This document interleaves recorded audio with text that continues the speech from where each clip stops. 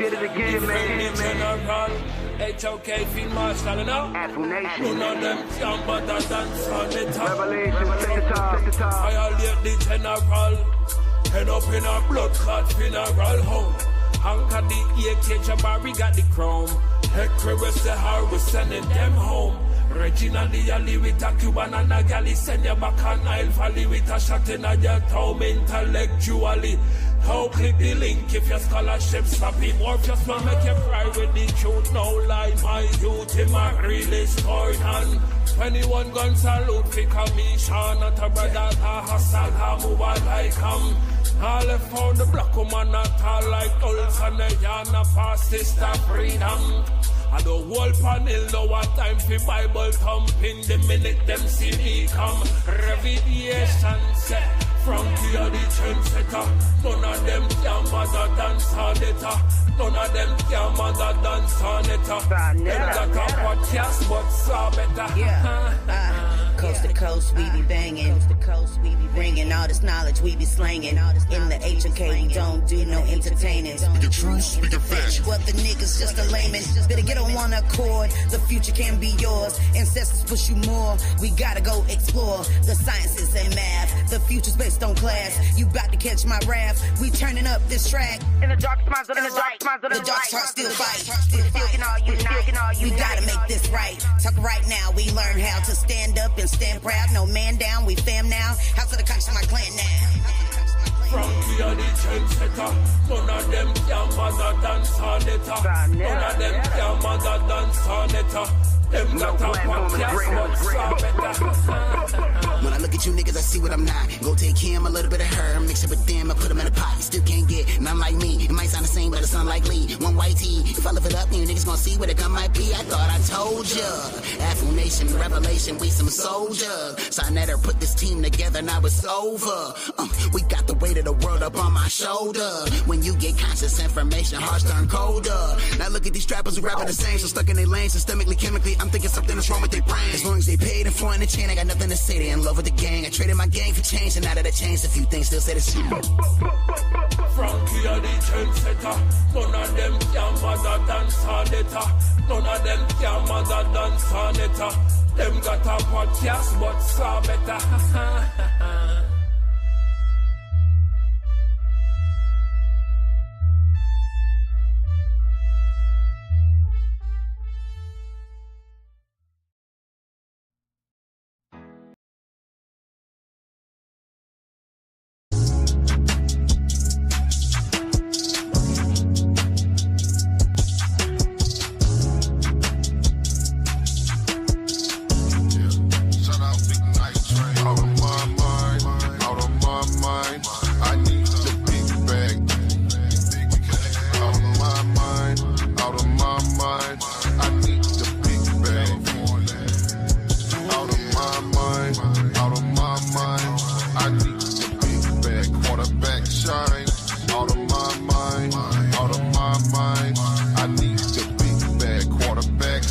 So long it feel like home to me. To keep it real, I keep that chrome in me.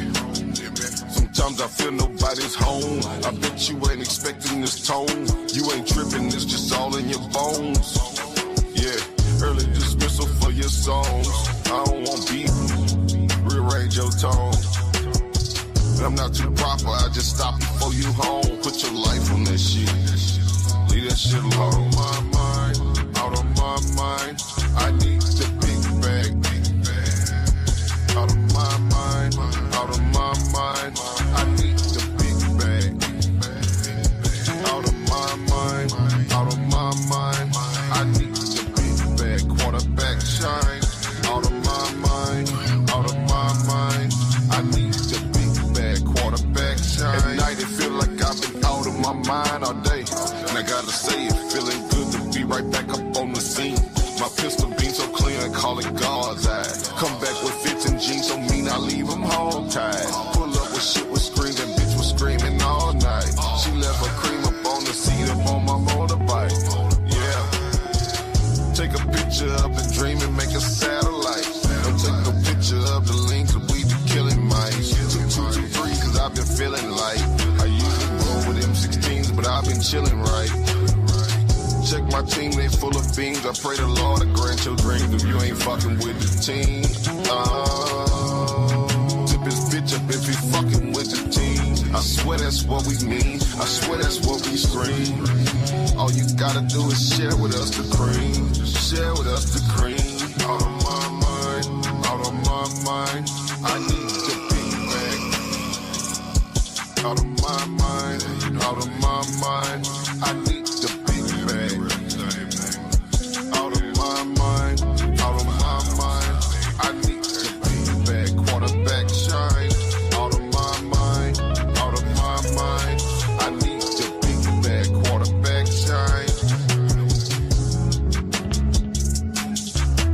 Forget my nigga again. Out of my mind.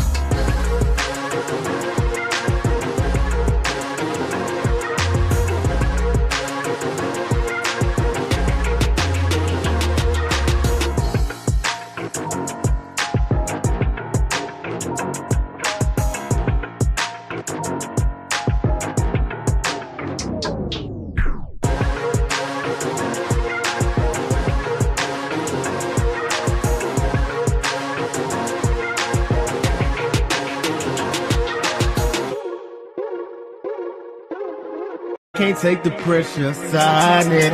Gotta have your shit together, don't sign it. They be cracking under pressure, don't sign it. Sign it. Yeah, look, this the toughest environment streaming. If you ain't got a source and you reaching, this the home of consciousness and communication.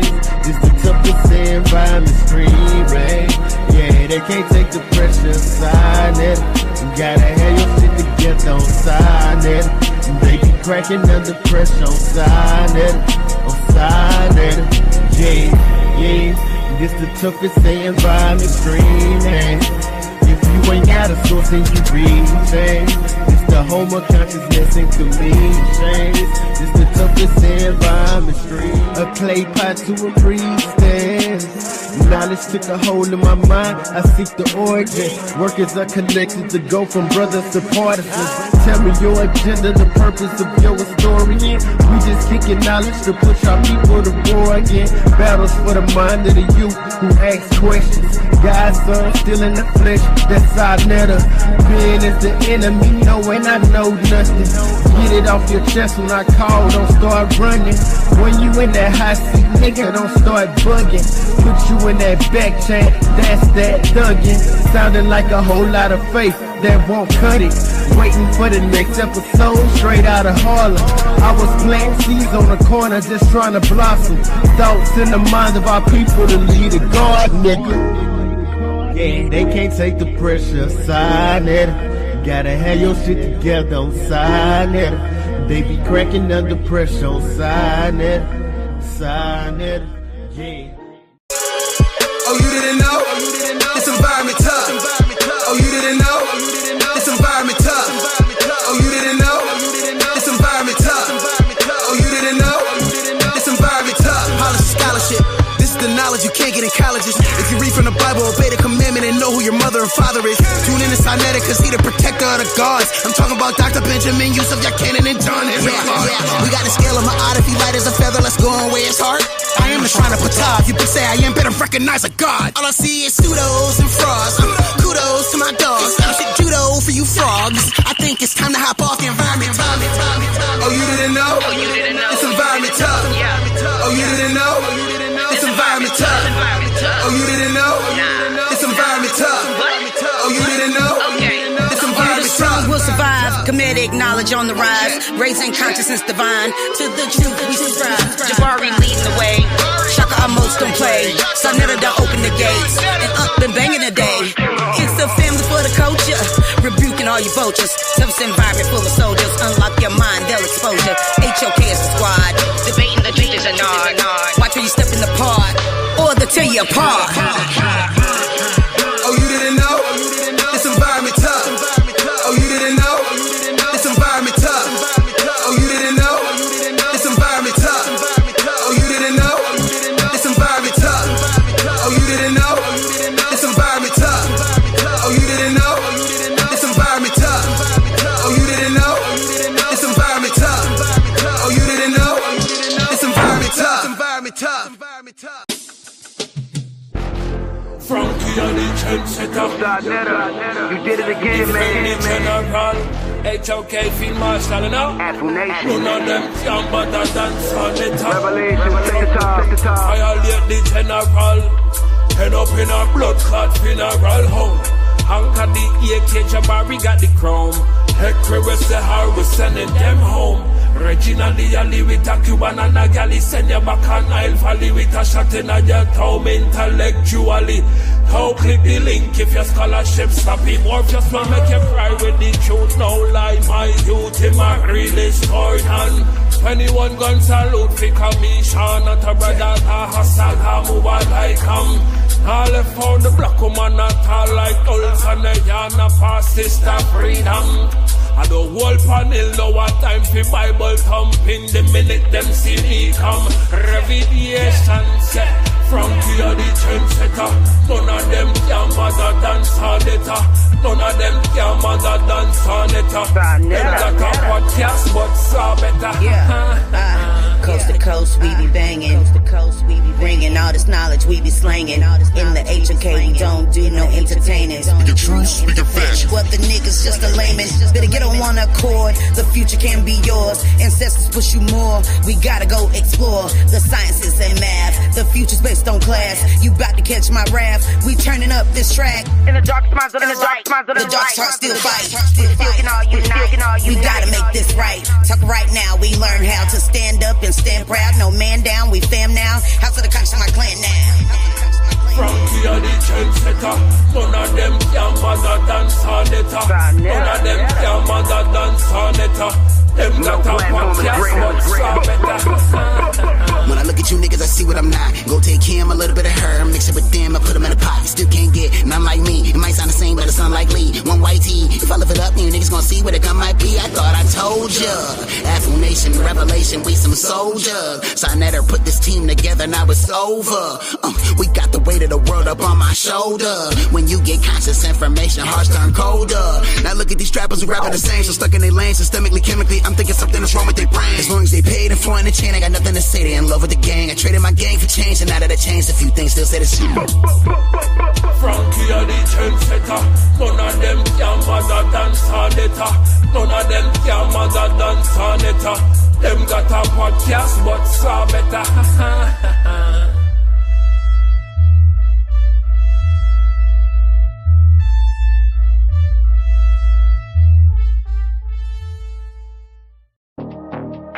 It's LV Europa. Whatever you do, make sure you do it in the toughest environment. Mac double. That's the only way we grow. Yo, roll call for them tough niggas who act inspiring. You can't hit the stage with my vets if you don't meet requirements. Heard you did all that work from the fifth to the first when I birthed your retirement. You hanging it up and it's still not enough in the toughest environment. Toughest environment, niggas will spit till they vomiting. Toughest environment, niggas will bring the piranhas in. Toughest environment, better be talking to scholarship. Toughest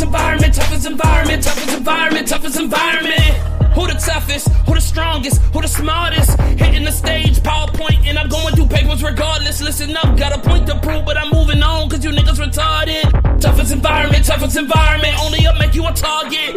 You don't want that smoke, since your body last week run down on the whole Christina class with the pop. Oh my gosh, I think you the GOAT, no rigmarole. Still take total control, just put my shit at the top of the pole. Put my shit at the top of the pole. For toughest environment. Listen, just get it, I'm still past a minute. I work every minute, and maybe I'm on with Chris and his thoughts, and I thought you should know that this ain't a scrimmage. And I'm shaping you right, molding you tight to be in the image of toughest environment. Yo, roll call for them tough niggas who act inspiring. You can't hit the stage with my vets if you don't meet requirements. Heard you did all that work from the fifth to the first, and I birth your retirement. You hanging it up and it's still not enough in the toughest environment. Toughest environment, niggas will spit till they vomiting. Toughest environment, niggas will bring the piranhas in. Toughest environment, better be talking to scholarship. Toughest environment. I'm sure we can work this out, just get in the ring. You better be Zion Lexa, this best of divine prospect when he doing his thing. Or Captain Tazari, out there, cross that line, I get away clean. Or Ali Muhammad, so valid, still got me up on my team. All of it brought together because of the studio. Stop acting like y'all could have been doing that cause you didn't do it though. And I watch them lions get ran out of the den, this shit'll get crucial. Who you know take the whole damn stage and turn that shit to a musical. Stay in your cubicle. The environment's tough, don't wire me up, I'm calling your bluff. I'm running it back and I'm running it back like it's never enough. Got them diamonds in the rough, and we can't get to every treasure, but you gotta help me dig it up. But to me it's like whatever. Yo, roll call for them tough niggas who act inspiring. You can't hit the stage with my vets if you don't meet requirements. Heard you did all that work from the fifth to the first, and I birth your retirement. You hanging it up and it's still not enough in the toughest environment.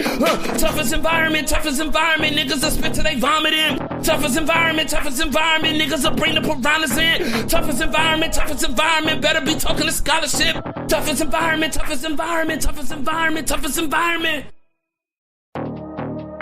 It's LV Europa. Whatever you do, make sure you do it in the toughest environment. Mac double. That's the only way we grow.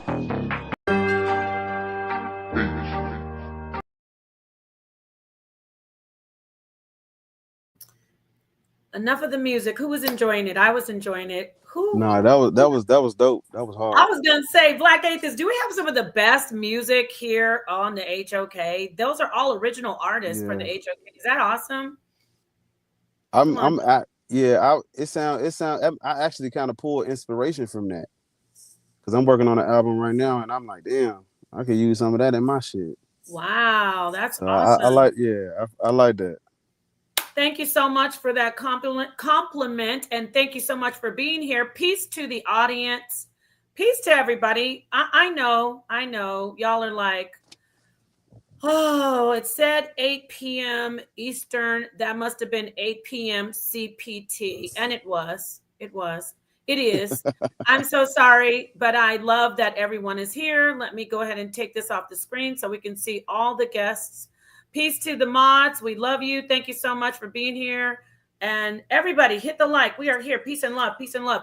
Peace to the darkest minds of the light. Peace to the HOK family. We are streaming in the HOK network, and we're showing everybody that you need to come in and hear this conversation. But we want to bring people into the HOK Coliseum in our network. Now we have people, dual streaming, and that's great. We've got Black Sage, Black Atheist Rants, DJ Genesis. We're waiting on a couple of other great guests that we'd like to join. But while we wait, I'm just saying, everybody who's on Sonnetter Studios, House of Consciousness, and that's it. Come on over to HOK Coliseum. In fact, I'm gonna also take it off of the Rise channel. So peace to the darkest minds over there, but come over to the HOK Coliseum, HOK Coliseum. If you're not subscribed, please subscribe. Enter it into the search engine and then find it. Or our amazing best mods on YouTube will drop the link to the HOK Coliseum. Come on over.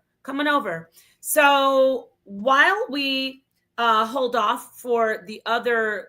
We have two other people that I really want to join, but we don't have to just sit here quietly and twiddle our thumbs, right? I'm going to go around and have everyone introduce themselves, and we'll let people, let us know their background, because this is a conversation about. This is a philosophical, religious conversation about belief and conceptualization of God, atheism and theism.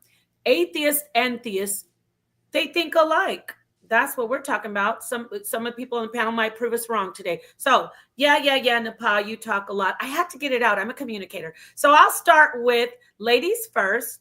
DJ Genesis is joining us. DJ Genesis, introduce yourself and let us know at least if you're a theist or an atheist. And then we'll just flow along around the panel. Thank you so much. Okay. You're muted. You're muted. Go. My name is DJ Genesis, and I am a theist. I practice. I'm actually a priest in Ifa. I'm a actual Olarisha, and a priest of Oya is my actual priesthood. And yeah, so I practice African religion, and I'm definitely a theist. Beautiful. Thank you so much. We will move on to Black Sage, and then just last but not least, Black Atheist. We're going to call you Bar. I like calling Black Atheist. So Black Sage, go ahead, brother. Take the mic and let us know who you are.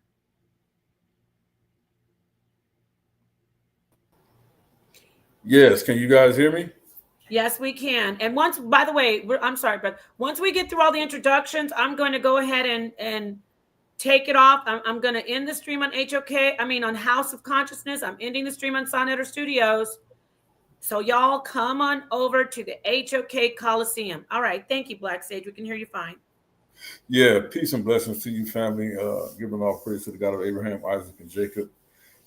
Peace and blessings to our sister, Genesis on the panel, to our brother Black Atheist. Peace and blessings to you as well. Peace and blessings to our gracious host, the beautiful Napasha Da. Thank you for bringing us on together. Thank you for your scholarship. Give me 1 second. Yes, of course. We'll come back to you. You want to come back? No, I'm good. Thank you for your scholarship. Yeah, I'm just going to thank you for your scholarship and bringing this panel together. These conversations are important, and they need to be had. And I just want to say shout out to you again, Sister Nepal, for your beatdown of Matt Delusional. I call him. I don't call him Dylan Hunter. I call him Delusional. Matt Delusional. But thank you for your beatdown for him. It was epic. All praise the Most High. Yeah, so we just want to keep building on that momentum. I think it's important that we really have these conversations. And I'm glad Sister DJ Genesis is on here because I've been studying some of the Ephod divination systems, and I see a lot of correlations that I hadn't seen before, even in the with respect of the Torah. So we really want to come down and have that. Shout out to our good brother Fatty that just joined the panel. Peace and blessings to you, family. Thank you very much for having me. Yeah, we're just here for a great conversation. So let's get it in. Thank you so much. Peace to you, Fatty. Thank you for joining. We're just going around right now. Yara, you turn up when for some reason when you turn off your camera, you disappear from the stage. Like StreamYard is like, oh, we're not even going to show your avatar. Just get out of here. So if just letting everybody know for some reason that's happening.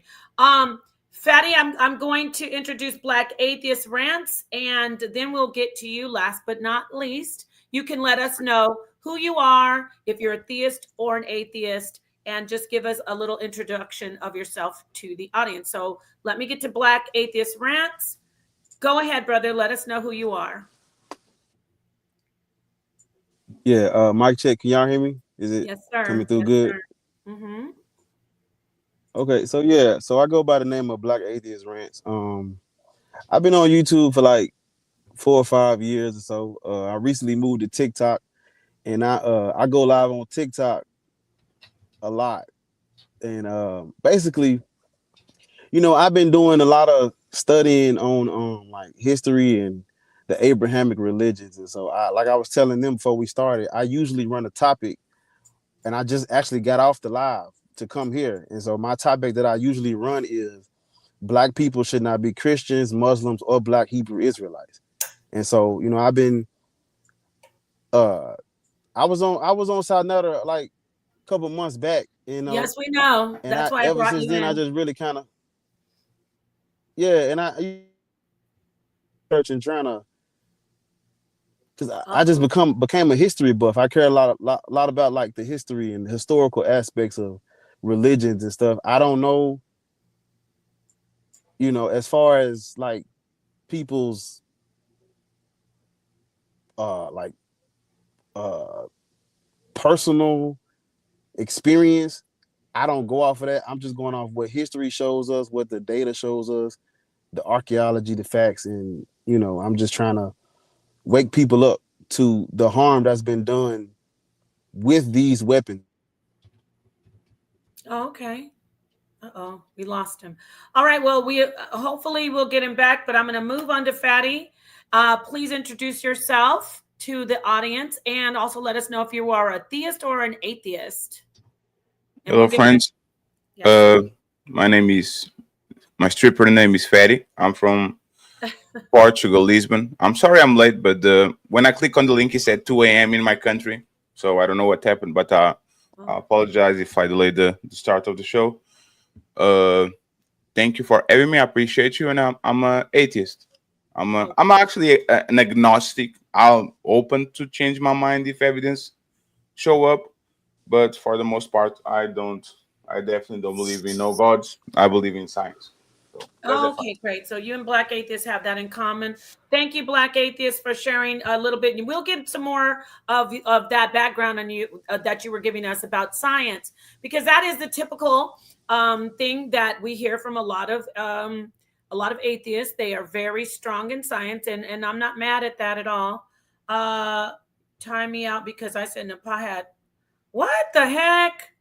First off, this is my hair, and secondly, please, this is for an intelligent audience. So you're deleted and gone. I'm sorry, y'all. That will happen sometimes. People are talking crazy in the chat already. This topic is so triggering because it really talks about the beliefs of people. So when we're Black Sage, if you can hear me, I'm going to go ahead and play the video of Anthony Flew.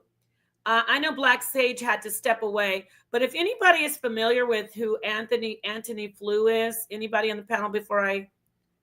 No.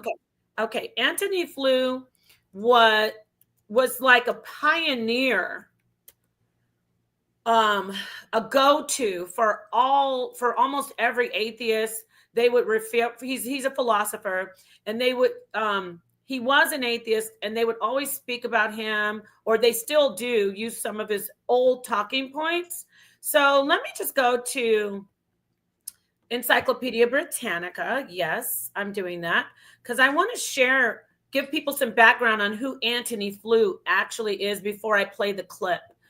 Anthony Flew, as you see, I'm screen sharing, right? Okay. He's an English, or was an English philosopher, born in the 20s, passed away in 2010. So you're going to see an actual interview of him speaking in the flesh in that interview. So Flew was the son of a Methodist minister, and he was educated as a Christian at a Christian boarding school. As a teenager, he decided that the traditional Christian concept of a good God was inconsistent with the presence of evil in the world. That's very common for atheists to do that. I'm going to skip down. He adopted atheism because I want to just get to, those are all his accolades, all his background. But right here it says, in 1950, Flew delivered a short paper titled Theology and Falsification before Oxford's Socratic Club. Flew argued that theological utterances about God's nature, presence, power, or goodness are meaningless because there is no conceivable evidence that would refute them. And I'm saying in the natural world, that's the people like we heard the brother Black Atheists and Fatty, they are atheists, and they say, well, we go with science, right? So he was like, Flew was like, nope, if we can't see it in the natural world, it does not exist. Flew quickly became a prominent figure in the philosophy of religion and popular intellectual spokesperson for atheism. His books, such as God and Philosophy, Atheistic Humanism, they were very popular. Even the famous atheists, such as Richard Dawkins and Sam Harris, wrote for popular,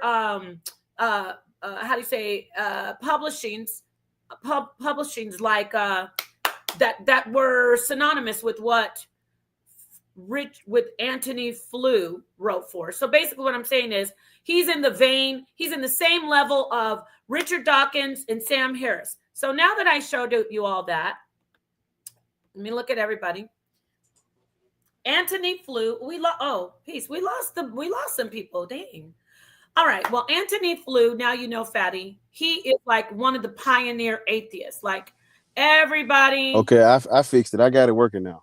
Great. So I don't know if you heard that, but I'm laying some groundwork. So people know Antony Flew as, like, if you were in a debate, they would go to Antony Flew, just like people refer to Richard Dawkins and Sam Harris. So he's one of the pioneer atheist philosophers. With that understood, let's take a look at this clip now, right? And this clip was filmed about 13 years ago. And we have Antony himself in this clip saying, oh, I was wrong. God, there is a God. And let me tell you what I think. So please listen in. It's about a 2-minute clip. Hit the like while you listen in. Please let me get it. That wasn't it. 1 second. So any questions before I start this? Anybody? Absolutely not. Go ahead. All right, cool. So we're all on the same page. People know who he is. And even though I don't agree with him, by the way, science is not absolute.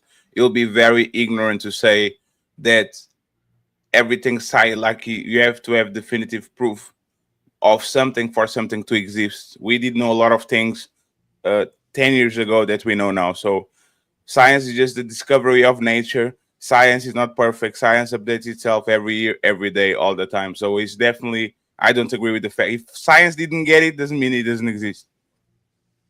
Awesome. Thank you for adding that. I appreciate it. And anybody can do what Fatty did. So now we know Fatty's not just cut and dry. Okay, great. And so now I will start this so we can look at the video and see what Antony Flew has to say. Where is the video? I got it. Just give me 1 second, y'all. While I'm doing this, which is only going to take like 5 seconds, hit the like button, please. Let me get back. All right, let me try this one more time. So he's like the creator of modern day atheism. He was one of the, well, not creator of atheism, but he's one of the founding like philosophers that they would refer to often, because he wrote so much about atheism, and he was like, you know, a real proponent of atheism. Okay, so here it is. Famous atheist Antony Flew realizes that there is, in fact, a God. Let's listen. Damn. Sorry, y'all. Reconsider. I don't know what's going on with StreamYard. Let me start that over. Come to the conclusion. Okay, here we go. What were some of the factors that prompted you to, in recent years, reconsider atheism and to come to the conclusion that that there is a intelligence? It's been entirely these, I suppose, biological discoveries and discoveries about the chemistry. So these things, the complexity and the integrated complexity argument. Now, when you talk about the integrated complexity, is it the unlikelihood of that developing naturalistically, the first complex integrated biological system? Is that where the problem you saw?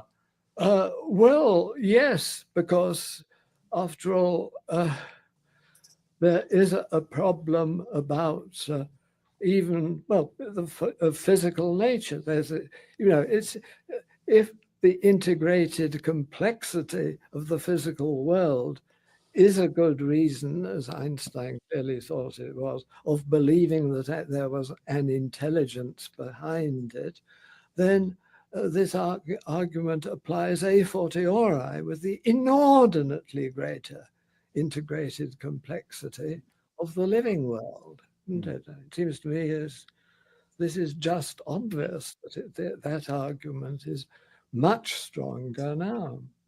And this was one of the factors that led you to conclude there must be an intelligence. Yeah.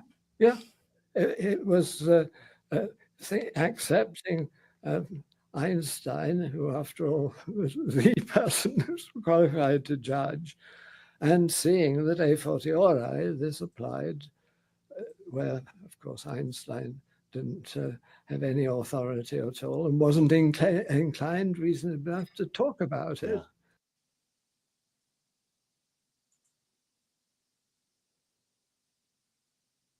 Oh boy. All right. So now we are on number 85, the non.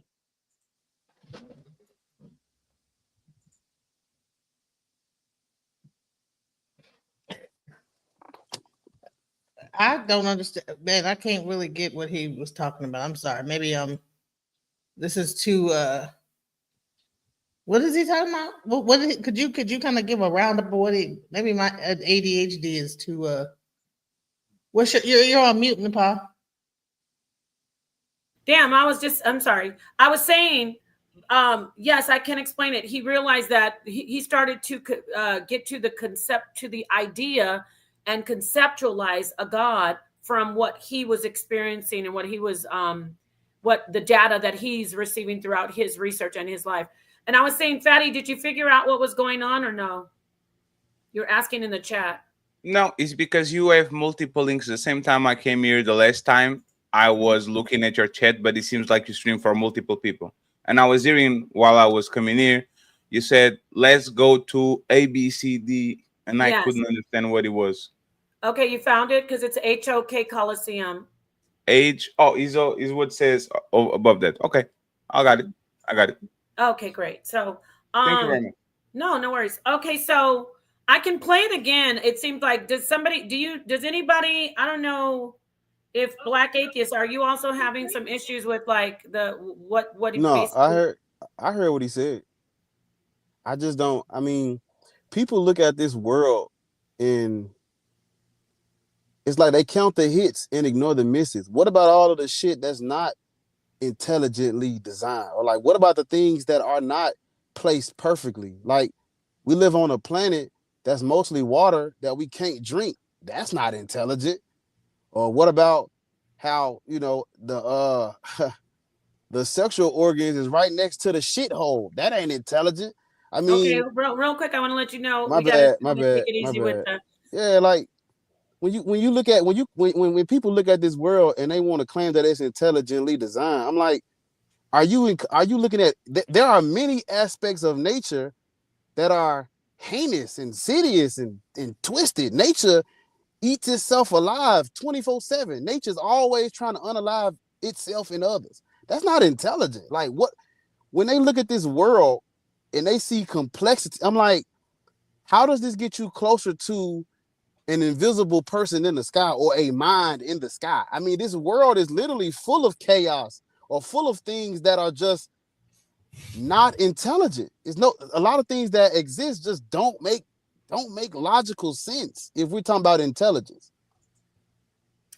Right. Okay. So we can look at the definition of intelligence, so we can all get on the same page what we mean by intelligent life. But I appreciate your input. Does anybody? Because Genesis was saying she had some issues with understanding. It's only 2 minutes. I can play it again. Because Daddy, did you want to comment on that, or did you get? Because I really wanted to play that for everybody to lay some groundwork about this particular very well-known atheist and philosopher. At the end, he said, "Oh wait, God does exist," and he's not the only intelligent mind who has said that. So, what was the particular reason he said that God exists? Right. Okay. I'm going to play it. It's only 2 minutes. But no, he's could you put on saying point 25? basically, he's saying, you know, because he can look around from what he says in the beginning, he's like, because he's looking at the natural world, which with atheists actually always say, show me God. I only believe in science. I only believe in science. So I do feel compelled to just, I mean, I don't have to play it all because I It's mean, my thing is, it's very easy to believe in God when you are 3 breaths away from getting out of here.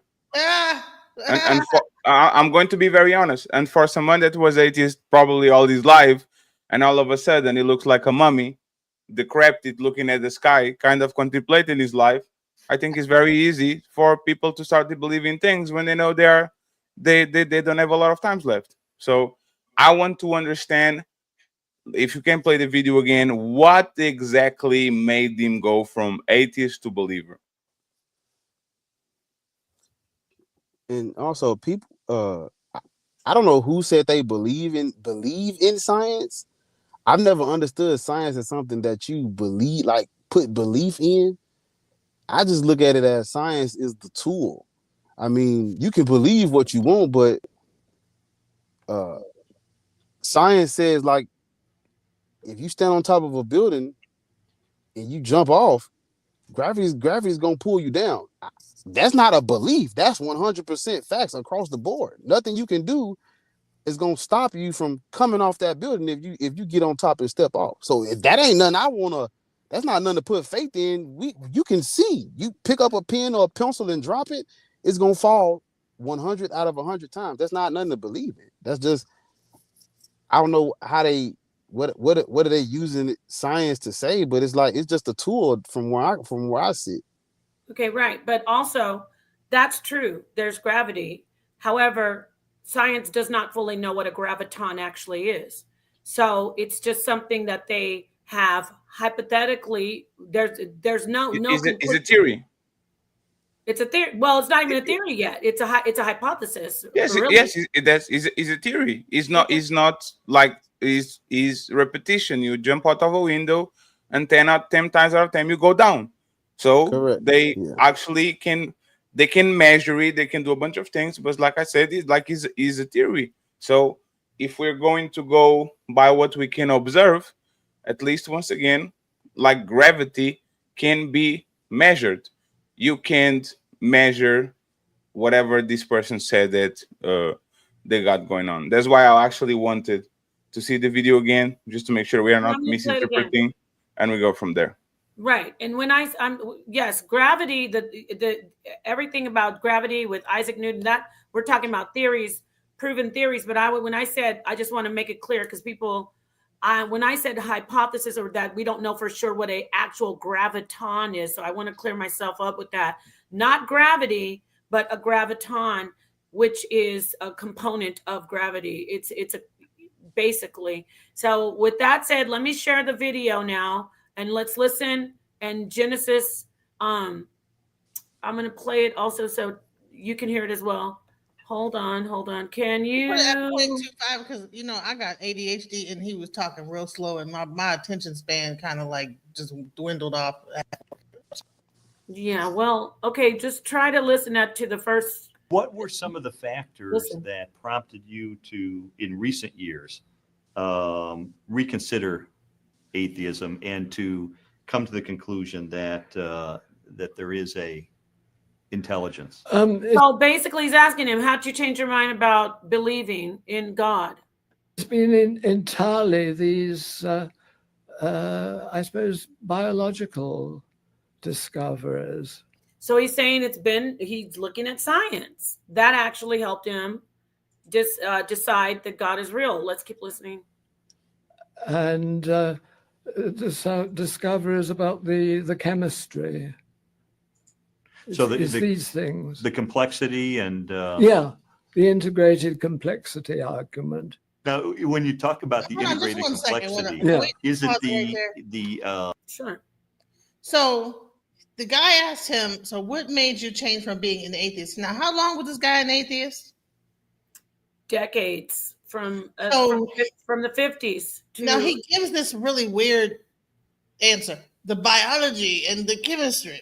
The biology and the chemistry is the reason why. Like, so he did not know about biology and chemistry these things, but this whole time he's been an atheist, now all of a sudden, like I don't see an exact. I don't understand. Okay, maybe he says it later on, but the biology and the chemistry is why I decided that I don't want to be an atheist anymore. Just biology and chemistry, and so that's where my attention span left because it's like what? So all right, does he explain? Let him roll the clip then. Let's hear this man. Unlikelihood of that developing naturalistically. Back a little bit more there. Oh God, really?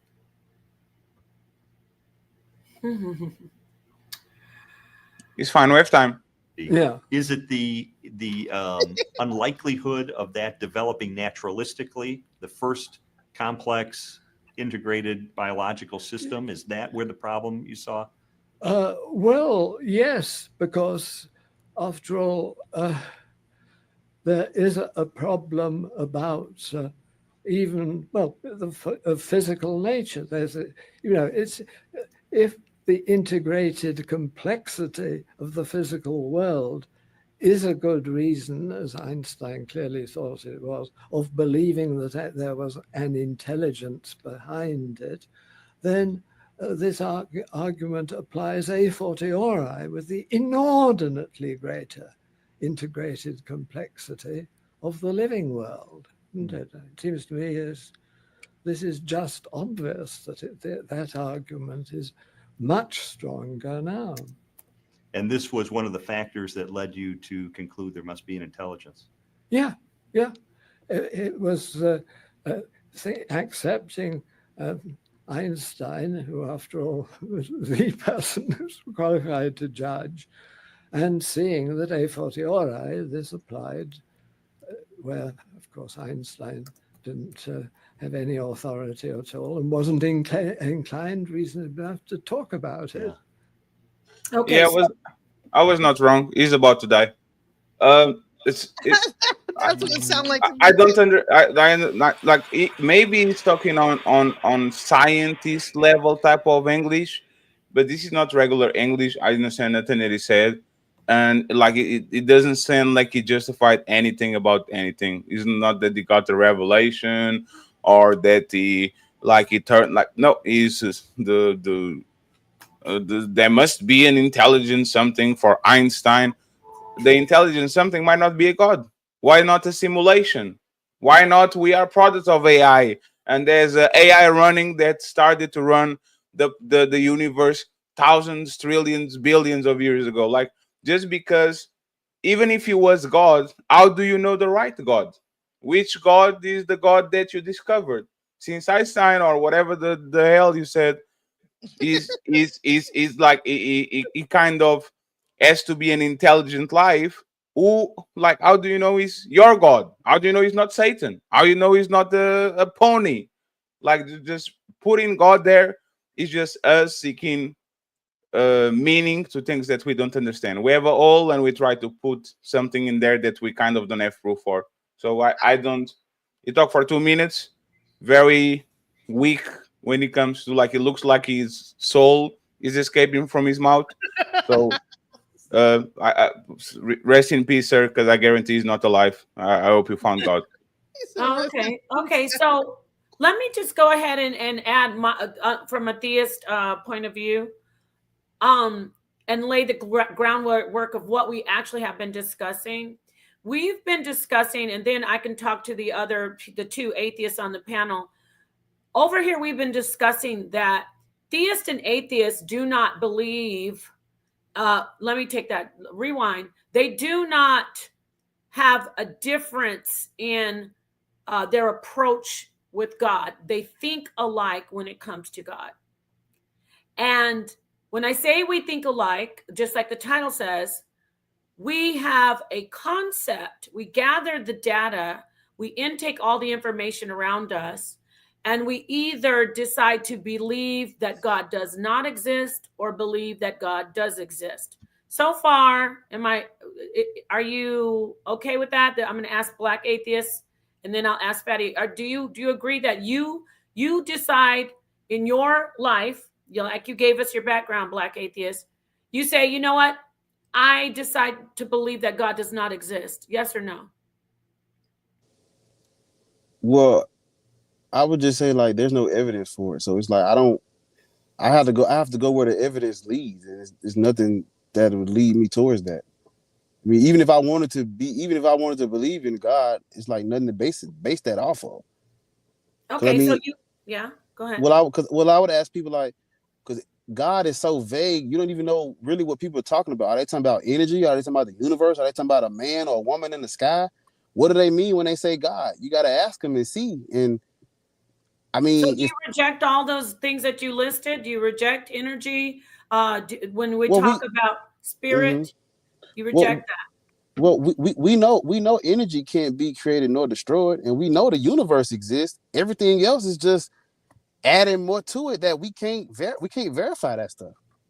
So So what about like afterlife? Do you reject that? I Because when have we talk about atheism, I know it means the rejection of the worship of a god or the belief of a god. However, I know there is an expansive or an expanded definition where also atheists don't believe in like the supernatural.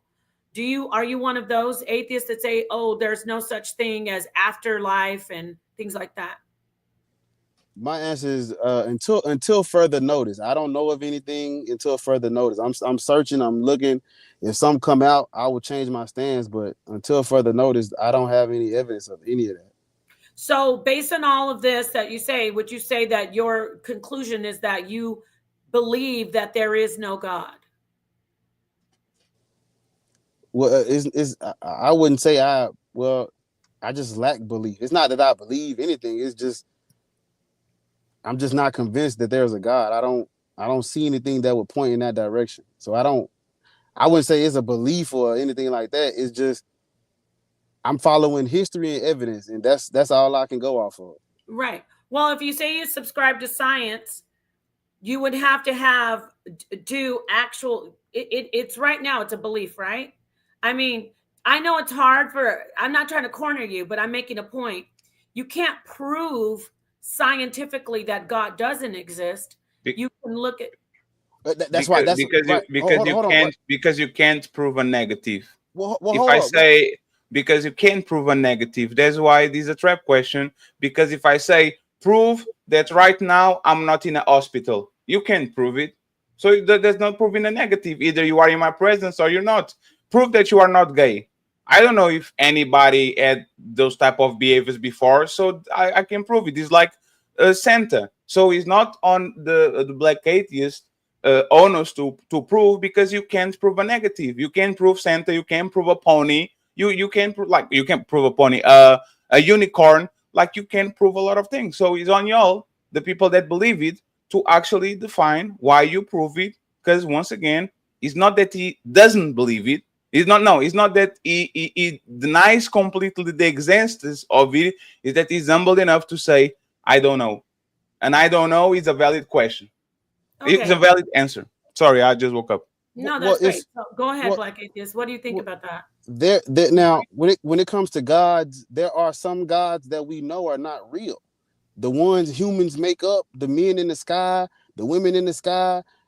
Ancient history shows us that ancient people make up gods. We know that. So yes, there are gods that we know for 100% do not exist, because we can look at history and see the time frame when they made them up. Now, again, if they're calling the universe God, I can't say the universe don't exist. So I gotta know, when somebody say they believe in God, what are they talking? Are you talking about a spiritual deity being? We know those don't exist. People make those up all the time. If you talking about, how do you know they don't exist when you just said they will label the universe as a god? So you know the universe exists. Okay, so. yeah. I'm sorry. Maybe there's a distinction. So if they're calling the universe God, we can just skip we can skip the nickname and just call it the universe. If they're talking about an actual mind in the sky that has a gender and that cares and that has a book and a scripture, we got to throw that out. We know those are made up. So are you saying that you agree? See, the point is this. So you reject Western religion, but you don't reject the idea or the concept of a God. So are you really an atheist? This is what I'm saying. The difference between me and everybody else is I don't call energy God. I don't call the universe God. I just call energy, and the universe, the universe. If people want to give it a nickname, I can't debate you on the universe not existing. So if people are calling the universe God, I'm just, the only disconnect is I don't call that God because I don't have nothing, that thing don't care about me. So it's nothing I can do with that. If somebody's walking around saying, yeah, the universe is my God, cool, we straight. That's just you. If they call now we're getting back to the conceptualization, and I'll move on to somebody else. The conceptualization is real. You agree that they could have a concept of a God, correct? Yeah. Whether it's your you reject what they believe, but you agree that is their concept and that is a fact, right? Yeah, I mean, people say God is all type of things. I just, hey, if that's what you calling God, hey, more power to you. Okay, what about you, Fatty? Do you agree that people do have a concept of God? Yes, and I want y'all to define it, because God is a woman by Ariana Grande. You can was good morning God. We was Vikings. Like people will talk about God and say we're talking about the godly figure that people a lot of times depict in religions or spirituality. If I want a clear definition of what y'all believe by God, so we can go forward with the conversation, because I don't want to be talking about something that I believe is God and then turn around and y'all talking about something completely different. So if you or the people that are religious on the space on the panel could actually give us the definition of what a God is, so we can actually having a conversation, I would appreciate it. Okay, great. So I am a theist who says God is a conceptualization before you can say, well, this is my God is the universe, or my God is Jesus, or my God is Allah. So first you conceptualize a God. You have a concept from taking in the data around your life, whatever information, you feed it in, and you either say, okay, my concept of God is that there is a God, from seeing the sunrise. I'm just giving you some examples, right? So it's not about specific God like, oh, the universe or energy. It's actually, we're doing more of a conversation about the mind and consciousness, which is actually, we're starting to find that there's an objective conclusion that you can get from that subjective information. Get what I'm saying? So who is your God? My particular God, it's a long conversation, but I use the Bible. I use different things that my family have taught me. So is the God from the Bible the Christian God? Huh? So is the Christian God? My God is the foundation of my God comes from the Bible, but it's so he's the Christian God. Yes, at the foundation. Okay. Would it be Hebrew or Christian more? Well, it'd be the Hebrew God of the Tanakh and the New Testament. But see, Right. that's not what we can't. But when you say Christian, you could say Jesus would be that, because there's like when Jesus comes, he become God, he's the Son of God. Yeah, but make it very clear that if you mean the Hebrew God of Yahweh, or whichever you say it. So, right, Yahweh. So the thing is though, Fatty and everyone, that's the problem. My God isn't the topic. It's, is there a God? And the idea of a God helps me form a belief, and then my belief is my concept. They all follow behind each other. You get what I'm saying? They actually not.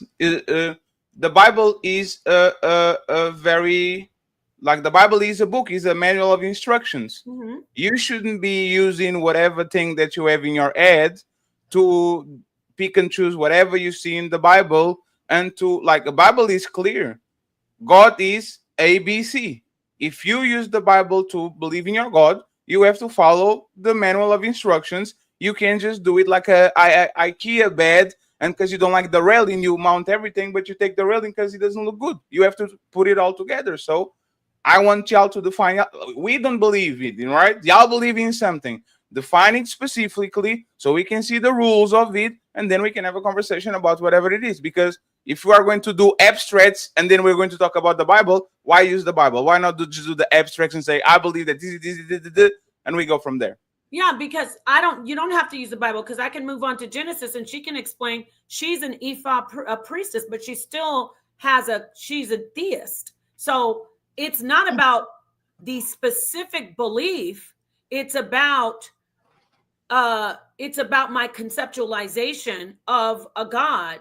And I conceptualize that there is a God. Your interpretation, sorry to interrupt you. Your interpretation of God doesn't change who God is. If God is God, he was here before you was born, and he will be here after you die. If God exists, Ferry believe in him or not, he's not going to change who God is. It's just like the universe. He was here before we're here, and he's going to be here after we die. So your understanding of God is actually what you're complaining about science, is the interpretation, right? Is what we look at and we can observe. I guarantee you, Nepal, once again, that what you think about what God is doesn't have no influence in the reality of God, if God is actually God. So why go about your interpretation, right, when your interpretation is fallible? And actually the Bible says God works in mysterious ways. How can you interpret the God that is extremely mysterious and nobody knows his ways? Exactly. How can you interpret that? Exactly. We can't. I actually call God the unfathomable God. But me, for the way I conceptualize God is that God is unfathomable. So you and I actually share that concept of God, in the sense that you don't believe it, but all the stuff that you just said about God being mysterious and all these other things, you have rejected that. However, those are still concepts that you hold. When I guess since you were raised, or somebody that you've been I don't all exposed those. That's your worldview. I'm talking about your worldview. You said that you based it in the Bible. I don't believe in a God. I want to understand what makes you be different than me. And if you're going to say because of the Bible and conceptualization and all that, like, where are you getting these things from? Are you getting this from, like, where? What is the amalgamation of information that you're getting for you to Right. believe in your God, for you to land so far away from me and the black atheist? Like, what is that? Right. We're not that far away from you. It just seems that way because you don't believe in a God, but you do have that, and that's how you function. Your concept is that there's no God. However, I will, before I go too much into the Bible, because it's not just about the Bible, I want to pass the mic to Genesis so she can let us know about her God concept, what she believes, and you'll see that the issue of how I worship isn't the conversation anymore, because that's what we've been doing so long. Atheists and theists, we've been arguing about, well, did God part the Red Sea? Did God cause the Exodus? That's not the argument. The argument, if it's an argument at all, the conversation is, what is your concept of God? So that's what we are doing to black atheist rants, and this is what we're doing to y'all right now. What is your concept of God? You were trying to see his mind frame and his worldview to poke holes where he was right or wrong. Now we flip it on y'all, and Genesis is quiet. Genesis is quiet. She looking at me.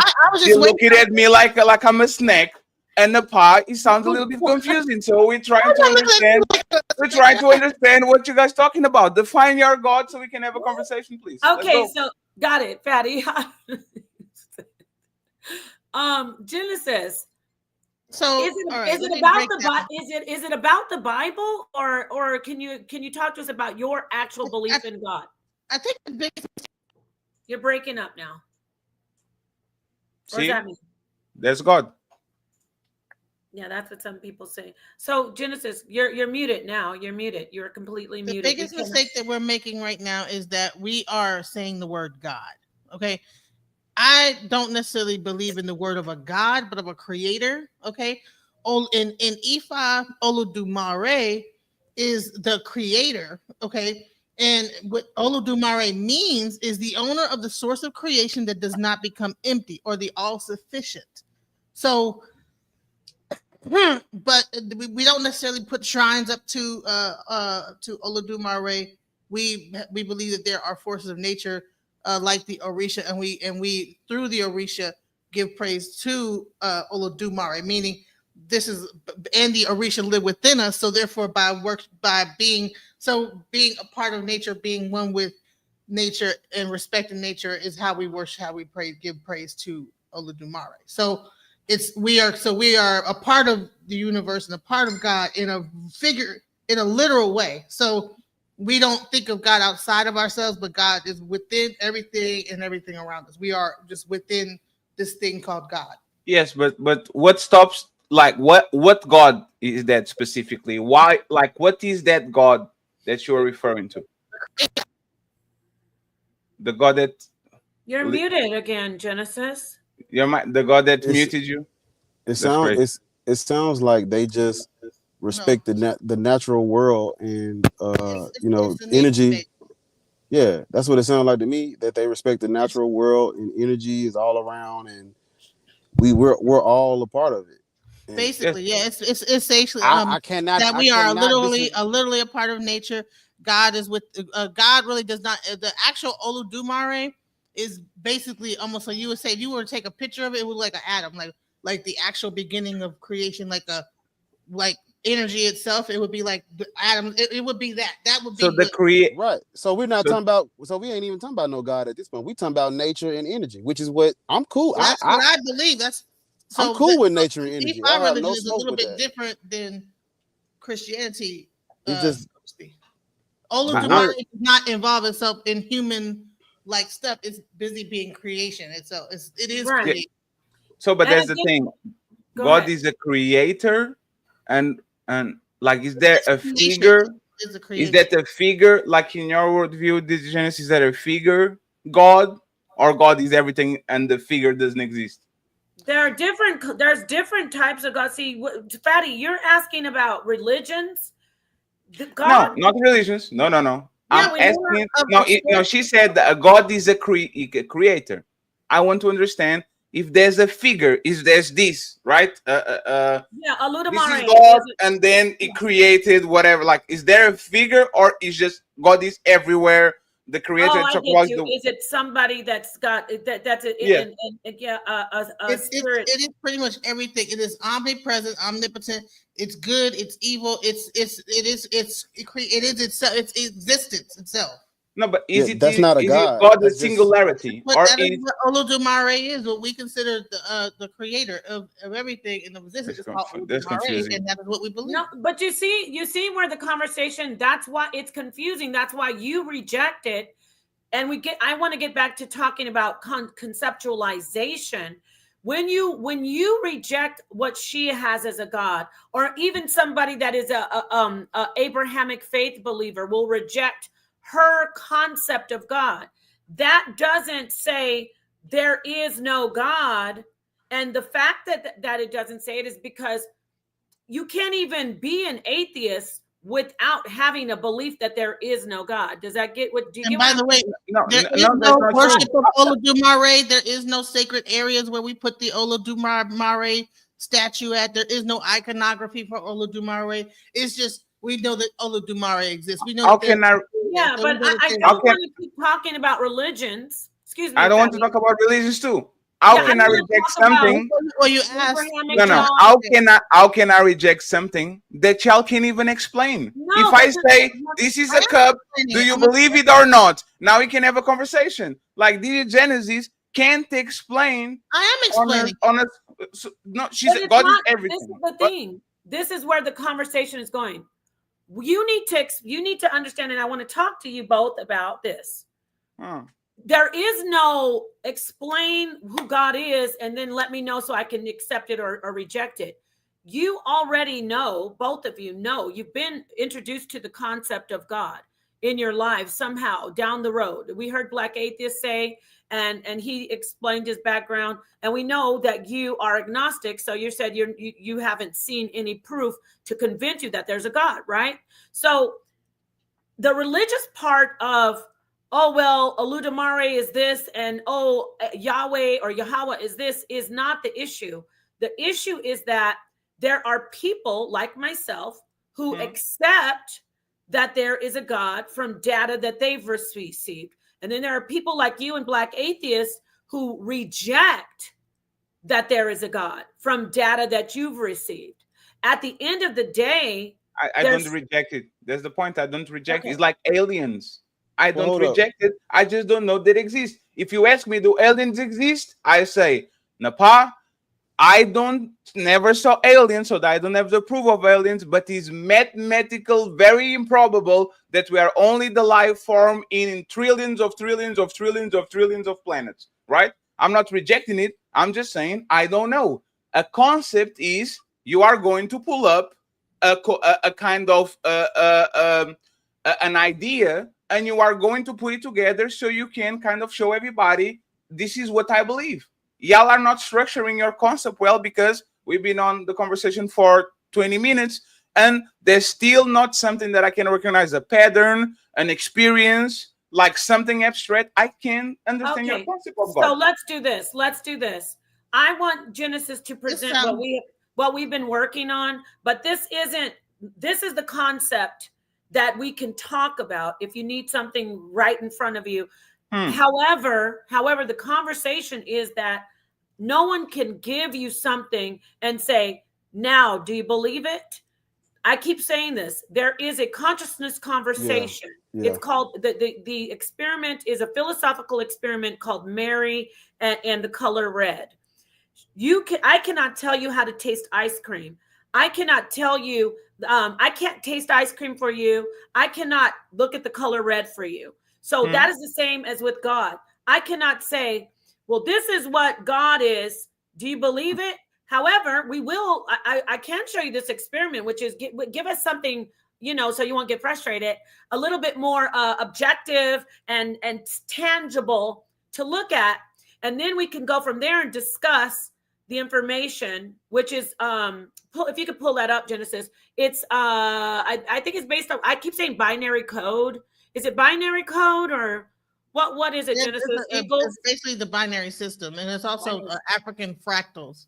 African fractals. Okay, so give the background on that and share it for Fatty and Black Atheist, because I feel Fatty getting. That's the thing.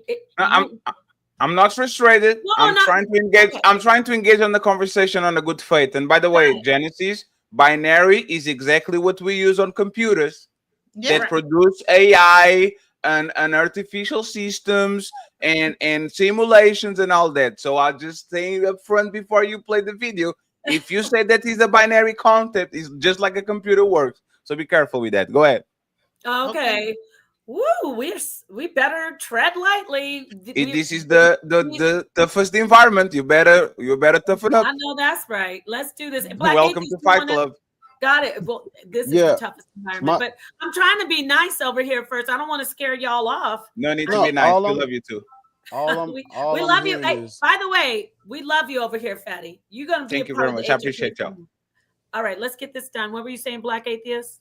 Well, I try to keep everything as simple as possible and try not to make it too difficult. When it boils down, it just sounds like different groups of people give energy in the universe nicknames. That's cool, but I'm just like, if you tell me, like, if she explains to me what she just explained to me, I'm like, yeah, energy and the universe, all of that exists. You just calling it something different. You just giving it a nickname.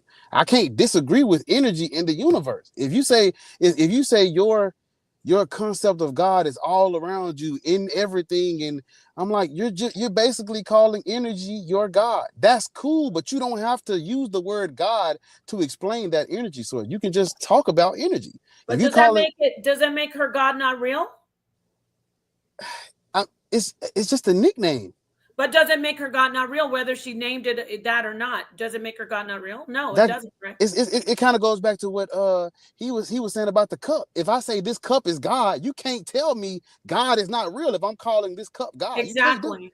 So it's not really everybody, it's not concepts, it's basically people are taking things that already exist and just calling it God. That's all it is. It's that simple. But then you see what you just said? Exactly. And you can't say that it's not real. Just because it's not God, the God that you know, that you say, maybe, you have a bigger God in your concept that you keep rejecting these smaller gods, right? The cup God, the bicycle God, but these are legitimate gods to people because of how they conceptualize the power of those particular ideas or things. You get it? So that's why the conversation is. I understand. Okay. I just don't call it God. I can explain everything she's explaining without using that terminology, because that ain't gonna confuse me. It's gonna confuse everybody else who don't know what she really means. Right. See, here's the thing. What's so confusing about an all-knowing, omnipresent creator that created everything and that is a part of everything that it creates? Because that can be everything but a God. Like I said, you can replace that with a computer.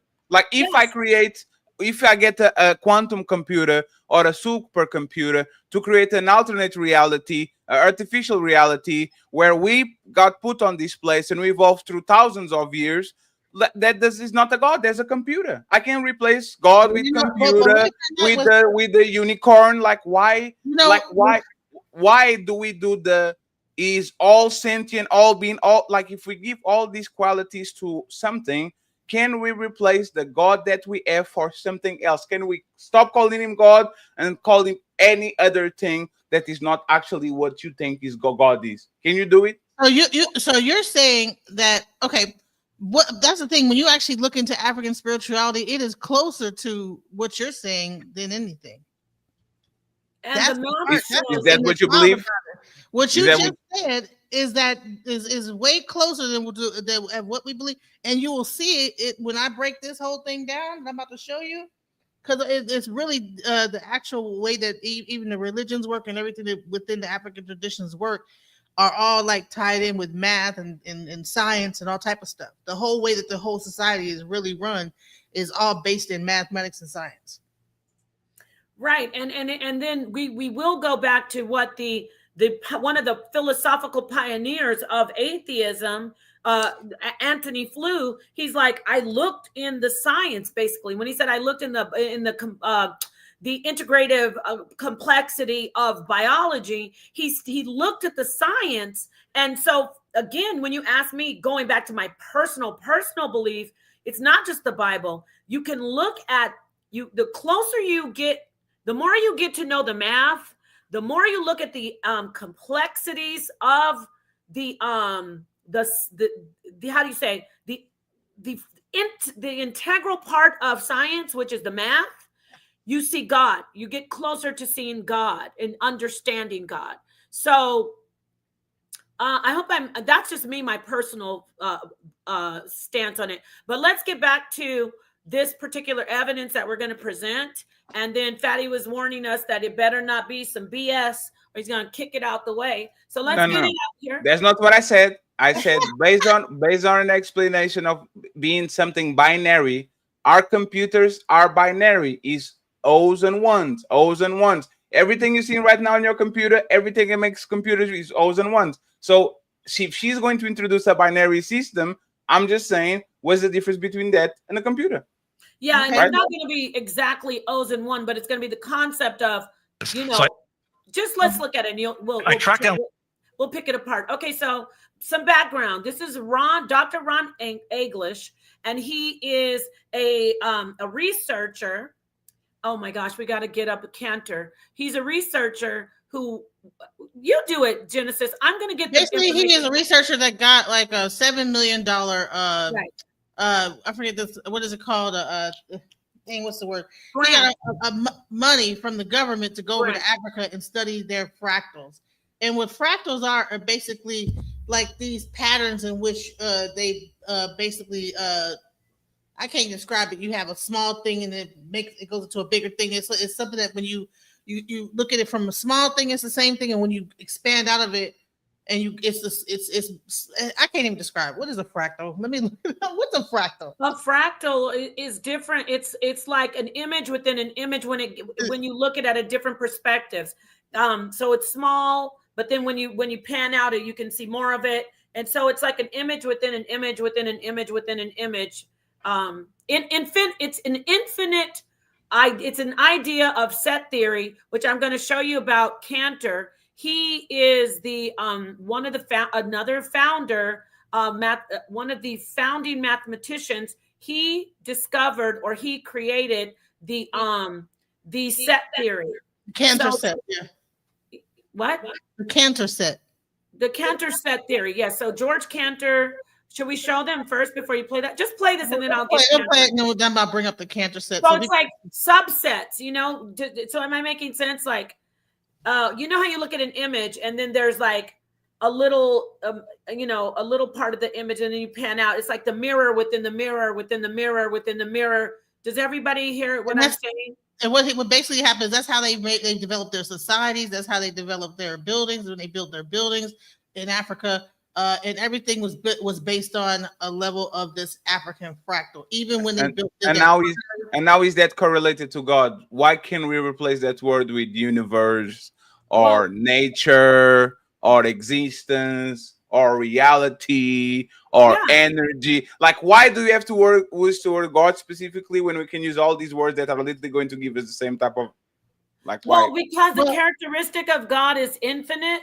And this does show evidence of the concept of the infinite of all infinities, right? Because when you look at the fractals, they are just never ending, and there is a mathematical set that goes along with it. That I said the set theory. I mean, I'm being very, very rough with it, but at its core, we're talking about the infinite of infinities. And she has this information to show you that an actual scientist traveled to a small village in Africa, and they studied it, and they found out information that they could not possibly have found out from Cantor.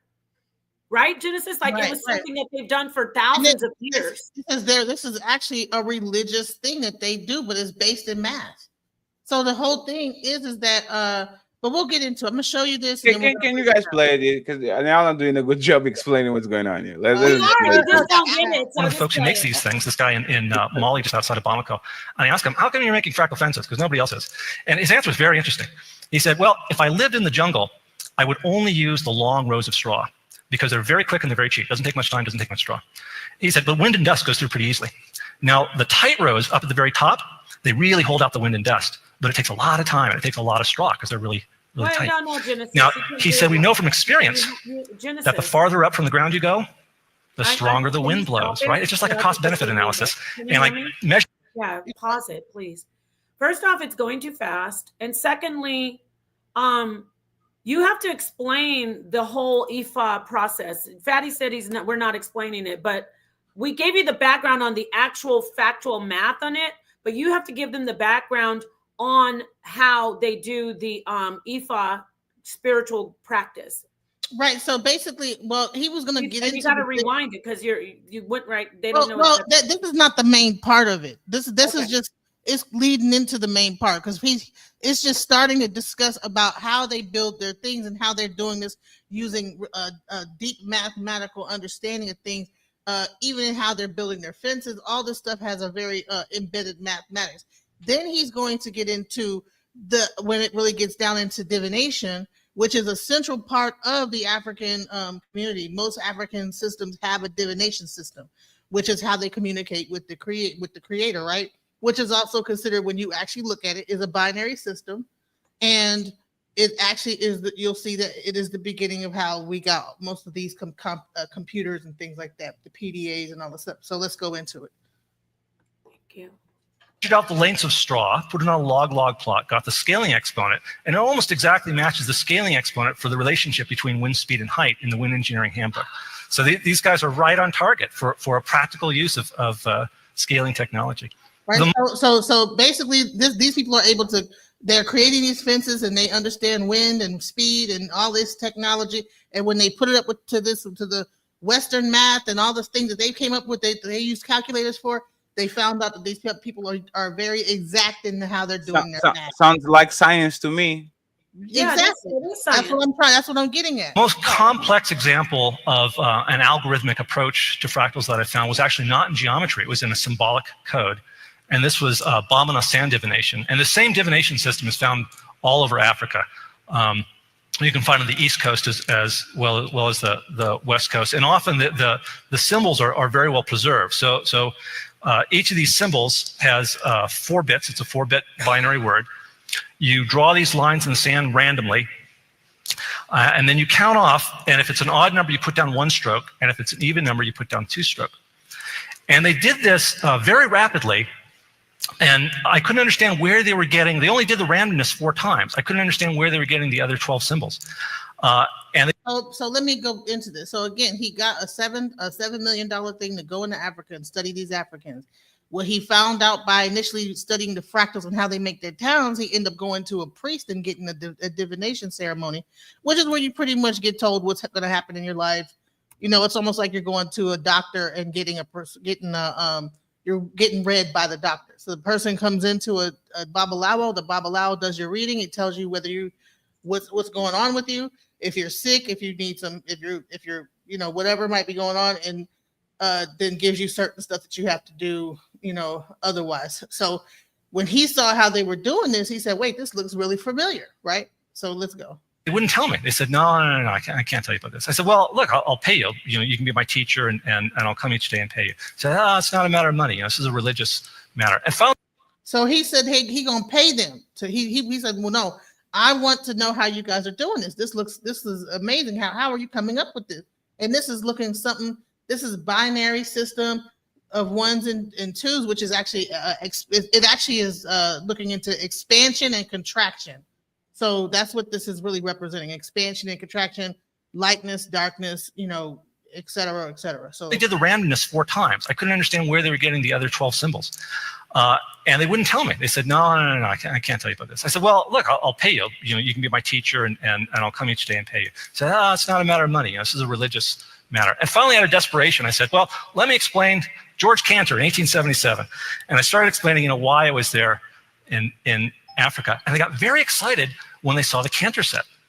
And one of them said, come here, I think I can help you out here.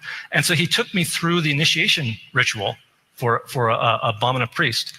And of course, I was only interested in the math. So the whole time he kept shaking his head going, I didn't learn it this way. But I had to sleep with a cola nut next to my bed, buried in sand, and give 7 coins to 7 lepers, and so on. And finally, he revealed the truth of the matter. And it turns out it's a pseudo-random number generator. They're using deterministic chaos. When you have a 4-bit symbol, you then put it together with another one sideways. So even plus odd gives you odd. Odd plus even gives you odd. Even plus even gives you even. Odd plus odd gives you even. It's addition modulo 2, just like in the parity bit check on your computer. And then you take this symbol and you put it back in, so it's a self-generating diversity of symbols. So when a person is getting a divination done, this is what the babalawo is doing to get your reading, is that they're basically coming up with a number, and that number equals out to an Odu, and that Odu equals out to a story, almost like a search engine that you would type a certain thing in, and it would give you certain zeros and one. It would give you something back and goes into a database of information and give you the answers, similar to that. So that's exactly what Ifa divination is, and this is what the babalawo priest of Ifa do. Like I do divination. Most of the other babalawos do some level. Hey, Genesis, is this math? Yes. Yes, they have when they do the divination, they have to. I will not judge it.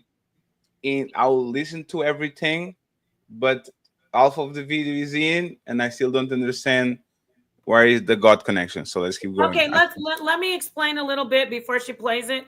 It's a God connection because it's an ancient religious practice, spiritual practice, where they contact God. She says it's like the Akashic records, but the priests contact the spirit realm, and they contact the spirits, their God, the pantheon of gods. I'm just being somebody They who don't necessarily contact the spirit. When they do the divination, there's a certain level of Odu that are memorized by the priest. No. I need to say it on a level. I know you're an expert at it, but for somebody who doesn't know the religion, I don't want to make it too complex. So, do they contact the spirit realm? Yes or no? No, they contact. A number comes out, and the number equals a story, and that story equals what's. So they're going not on. contacting the spirit realm. Well, their prayers open up the portal for this to be correct. When they do. The portal to They where? do a specific level of prayer that'll open it up, so that when they throw this, and they consecrate. Wait, hold on. The portal. Genesis, what does it open up? A portal. A portal to where?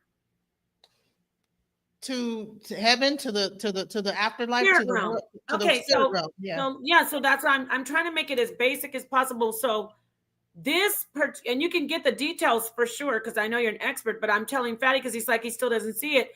This is a practice that they've been doing to contact the spirit realm, to contact to get the answers. The Akashic records, she says, but like gods or whatever spirits guide them to the Akashic records. Yeah. And y'all believe in these, by the way? No, wait. Before she answers that, then the guy that you're listening to is a scientist and a mathematician, and he goes over there with the information from George Cantor, who is a mathematician who developed set theory in science, hardcore fact academic science. It's matching up with what already scientists have been what George Cantor discovered, and it works.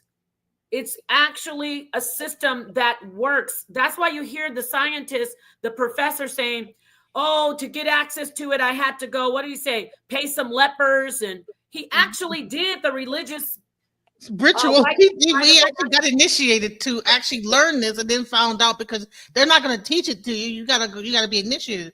And once you get initiated, then they showed it to him, and he said, okay, this is binary. Then he was able to break it down to even how the actual binary system of all your modern computing and PDAs are. Do you know exactly what the ritual is, or the thing is, all these things is? Yeah, I do know what the ritual is. Open a portal right now. No, before she does all that. That's not how it works, honey. We want to show you the information. Open the portal for me right now. Wait a minute. You know what to do. Abracadabra. I don't want any portals open. Don't open any portals over here, please. But I do want to show you the information. And Black Atheist, did you want to jump in before she walked away? So I'm really listening and trying to understand this concept. You call it the conceptualization of this God. I'm not hearing anything that would lead me towards a God.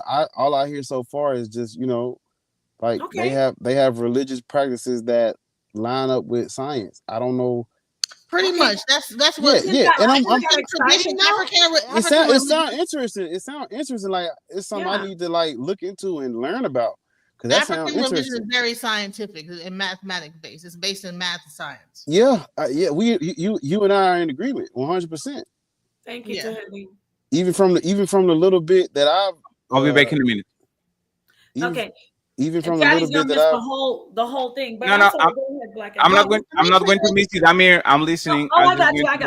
Okay. I'm gonna play the rest of this video so that we can get to the part where. Thank you for everybody for being here. Please hit the like and so let's keep listening to this clip. Go ahead. Thank you. We're truly using a kind of deterministic chaos in doing this. Now, because it's a binary code, you can actually implement this in hardware. What a fantastic teaching tool that should be in African engineering schools. And the most interesting thing I found out about it was historical. Pause it. Now, you see, Fatty, when we over here, we bring sources. We source up or shut up. So he said it is a binary code and a binary system. Go ahead. Implement this in hardware. What a fantastic teaching tool that should be in African engineering schools. And the most interesting thing I found out about it was historical. In the 12th century, Hugo of Santillana brought it from Islamic mystics into Spain. And there it entered into the alchemy community as geomancy, the divination through the earth. This is a geomantic chart drawn by for King Richard II in 1390. Leibniz, the German mathematician, talked about geomancy in his dissertation called De Combinatoria. And he said, well, instead of using 1 stroke and 2 strokes, let's use a 1 and a 0. And we can count by powers of 2, right? 1s and 0s, the binary code. George Boole took Leibniz's binary code and created Boolean algebra, and John von Neumann took Boolean algebra and created the digital computer.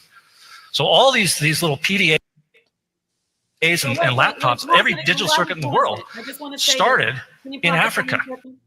Genesis, can I pause that too? No, I can't. You have control of it. Okay. I just want to point out, he's naming a list of scientists. Granted, some are alchemists, but he's naming a list of scientists who pretty much this Bamana African divination system that they, set there's a groundwork set for it and they knew about it. Not just George Cantor. I just want to point that out. So go ahead. Thank you.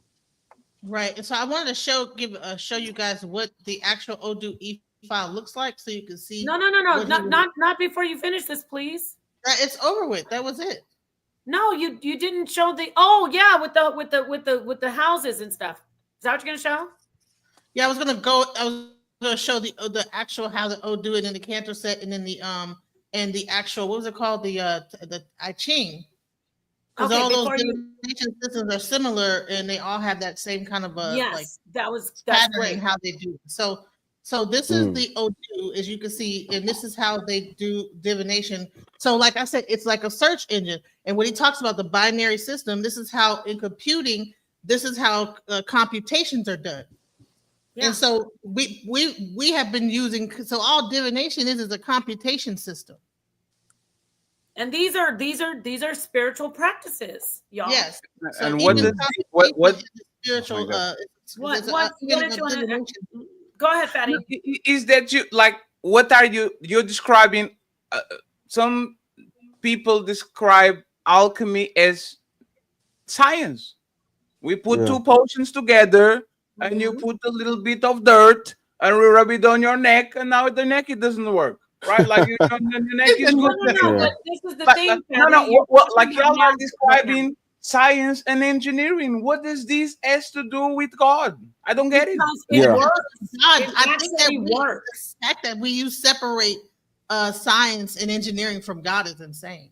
No, please. When in Africa, God is all in one thing. There's no separation of God from. The video that you play should be a clarifying video so we can understand the concept. And now we are even more confused. What the fuck? What the hell? Okay, Fatty, what are you confused about with the video? Hold on, Genesis. Before y'all are describing. It looks like circuits. It looks like math. It looks like theology. It looks like engineering. What does this have to do with God? Okay, let me take this down.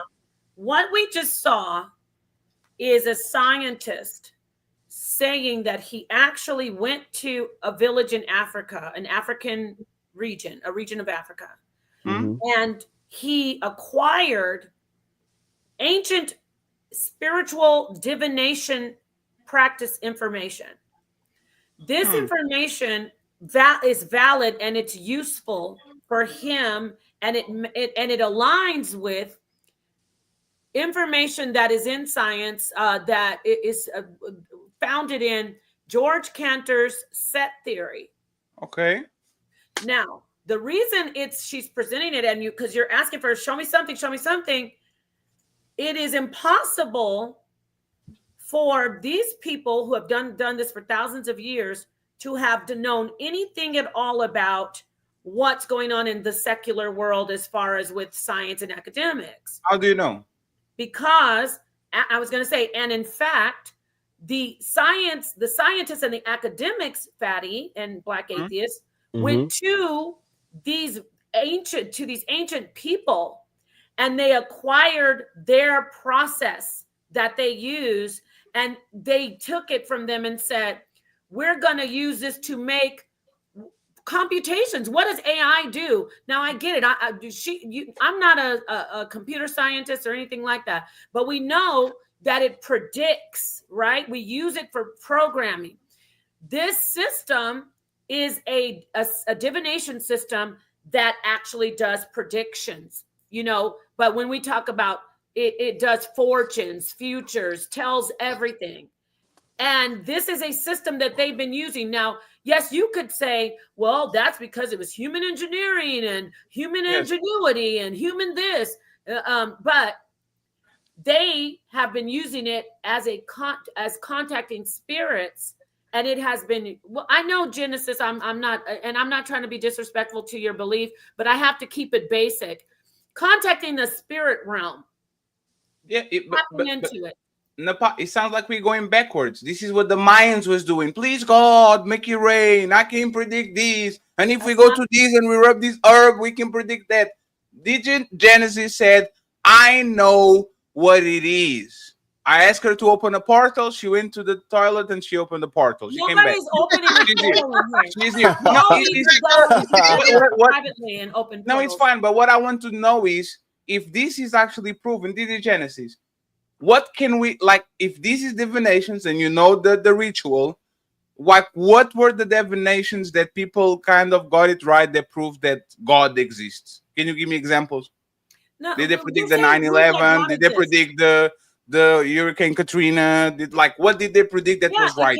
It can, and she can answer. I know. I'm sorry, Genesis, but go ahead. Every year they have a God exists. We're showing you hard evidence of a divination system that has been used by priests and in a spiritual way, and now it's correlating, or it's being actually used in mainstream science. So correlating with Cantor's theory, set theory. Go ahead, Genesis. And then that basically your computers and all this stuff is kind of based on this same binary system. The whole concept of computing comes from the actual aspect of divination. And see, the thing is that science was not separate from religion in the past.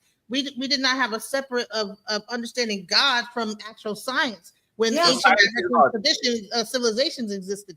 So therefore, now that it's separate, people can't understand how. Well, how does that prove that God exists? Well, in the past, people did not separate God from the science. Science and God. Science is God, right? Or science explains God? Both. Science is God. Math is basically when you can look at different, again, scientists, mathematicians that say math is they'll say math comes from God, or math is the voice of God. Math shows me God. And yes, you don't see it at that way because you don't conceptualize a God. You reject an existence of a God. You were like, show me something that, what do you guys believe? Or show me something that we can work off of. Well, we're working off of this particular idea that leads us to our belief to reinforce our conceptualization of God. So can math exist with no God? What about pi? What about a circle? What about how a circle is perfect circle 360 Again, we have pi, an infinite number. We're talking about infinity. God has been equated to infinity. So set theory, pi, these are numbers. Again, this isn't something that you have to believe. We're not trying to make No. I'm trying to understand. Let me ask you something. This is a question. You got it. Have you got, when did God create the earth, for example? Can you guys give me a definitive answer, or are you guys still not? When did God create the earth? I mean, science says the earth is 4 billion years old, 3-point-something billion years old. Do you believe in science, or do you believe in God created created people 10,000, whatever the number is, years ago? Because y'all are using, one second, y'all using science. For example, there's fossils that been on this planet for millions of years. Science and the Bible actually don't correlate with each other, because the Bible says that the planet was created 0.00001% of the time that science actually said that we are here. Which one do you believe? Is in the science, or is in the Bible? Because you said the Bible is your kind of ground base for what y'all doing. Right. The Bible doesn't say a definitive number. It's between 6,000 and 10,000, something like that. Let's go with that. People they add it up and they add all this, but the Bible doesn't state a definitive number of when the earth existed. that the beginning, when you talk about the book of Genesis, the first and the second chapters, that was people wrote that down. There's so much esoteric knowledge in there. So the earth existed before humans existed. You get what I'm saying? The earth was here. And so for me to believe, it doesn't go against the Bible. My point is, I follow science and the proof that the earth is billions of years old, and that doesn't stop me from actually using the Bible. Yeah, it actually does, because fossils of dinosaurs were founded that have millions of years. It goes against the Garden of Eden, the Garden of Adam and Eve, and like the God create. It goes against the Bible. Absolutely goes. Okay. Well, see, But they're for not me, talking about the Bible God though right now. No, but they say that the past said that the base of our beliefs come from the Christian Bible. So what gives? right. So I don't, again, it goes back to before you asked me to lock me into something, and I'm fine. I have my own conceptualization. Everybody does. It's not just, you have different Christian sects that don't believe anything. You know, they conform, or I'm sorry, not conform. They form their belief of God and their doctrines off of their own concepts and ideas. You get what I'm saying? So I don't, because there's facts that the earth is billions of years old. We could, it's tangible evidence, objective evidence. I don't subscribe to a 6,000-year-old earth. That's ridiculous. So who was here before, the dinosaurs or the men? Of course, dinosaurs. Science shows us that. Doesn't that go against the Bible? Not necessarily. So wait. What? I thought now you want to talk about the Bible. Though. This is a different conversation. Yeah, I thought we was talking about the African divination ceremony. Right. Well, I think that because people want to get a more, I think the Bible outlines God in a more concrete way, whereas in African spirituality, God is like outside of a lot of, it's like there's nothing really there to describe exactly God. God is everything. God is science, math, technology, everything. Right. That's the same thing even with the Abrahamic faith. God is everything. But let me say this about the Bible. The people who wrote the Bible, they didn't have the information that we have about dinosaurs. And okay, I get it. They say, well, you're going to go against God. And we have Black Sage rejoined us. He may have a different concept than I do. So when they wrote down the beginning, it wasn't, this is my concept and this is my belief. This is from my information, the data that I've received. Obviously, knowing that the earth is billions of years old, this was something written from their perspective. And it was whatever God gave them. I can still say they were divinely inspired, but whatever God gave them, they didn't have the knowledge, or they weren't given that information that we know now that the earth is billions of years old. It doesn't make me say, oh, that's a lie. I have to reject it. I can understand from what you just saw, what I just did. I understand what happened. And again, this is my position. Nobody on here has to take this position. So I think that, see the difference. So, okay, in African spirituality, at least with Ifa, the divination system has a way that everything that you could think of came into existence, and you could, and there is an actual Odu for it. So there's an Odu for dinosaurs. There's an Odu for pretty much anything that you could think of. There's an actual Odu on how those things existed. Like I said, it's like a database. It's like a search engine database, you know, and it is the first database. Just like the I Ching is like a database as well. Like a number comes out, it there's a story that it correlates to, it gives you an answer. And this was a spiritual practice, and there was no separation of the spiritual and godlike practices to the science. Science and spirit worked hand in hand. And it's just with the Western advent of science where it's beginning to separate itself and become, it has to be either God or science. Okay, thank you. And I just want to say, you see what Ben Frank said, who voted on that canon? again, we're going into the Bible. That was a great point. I don't base my belief only on what only I've been fed from the Bible. Like, I follow the Bible. I subscribe to the Torah in the Bible. That's what I mean. But I don't subscribe only to, oh, well, God said 6,000 years old. I'm not a creationist, and I pride myself off of that. You know what I'm saying? I'm going to let Black Sage, he's been gone for a minute. Anybody can jump in if you want to respond and talk about how ridiculous, and are we still confusing? I still don't believe. I still don't understand. Your definition of God is very open. DJ Genesis definition of God is a train wreck. Maybe Black Sage has a definition of God that we can understand, so we can start to have a conversation. Well, she said it. She said to her, God encompasses everything. That's what Genesis said. She said they're basically saying that God is everything. And this is what I ask her. Why that. Call it God? Why not call it universe? But remember, we're not here to. Well, actually, one second, Genesis. We're not here to convince you of what our God is.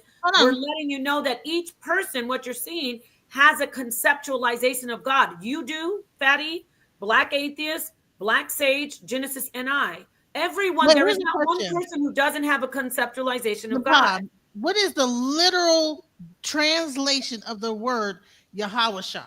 Or what is the name of the God in the Hebrew pantheon? And what is the literal because in African, because we're saying the word God, but God is a title, right? So let's go into the actual name, because they say, well, why don't you just call it universe? So we're going into semantics and English and what language. So if you go to the true language and you actually look up, well, what is the name of God?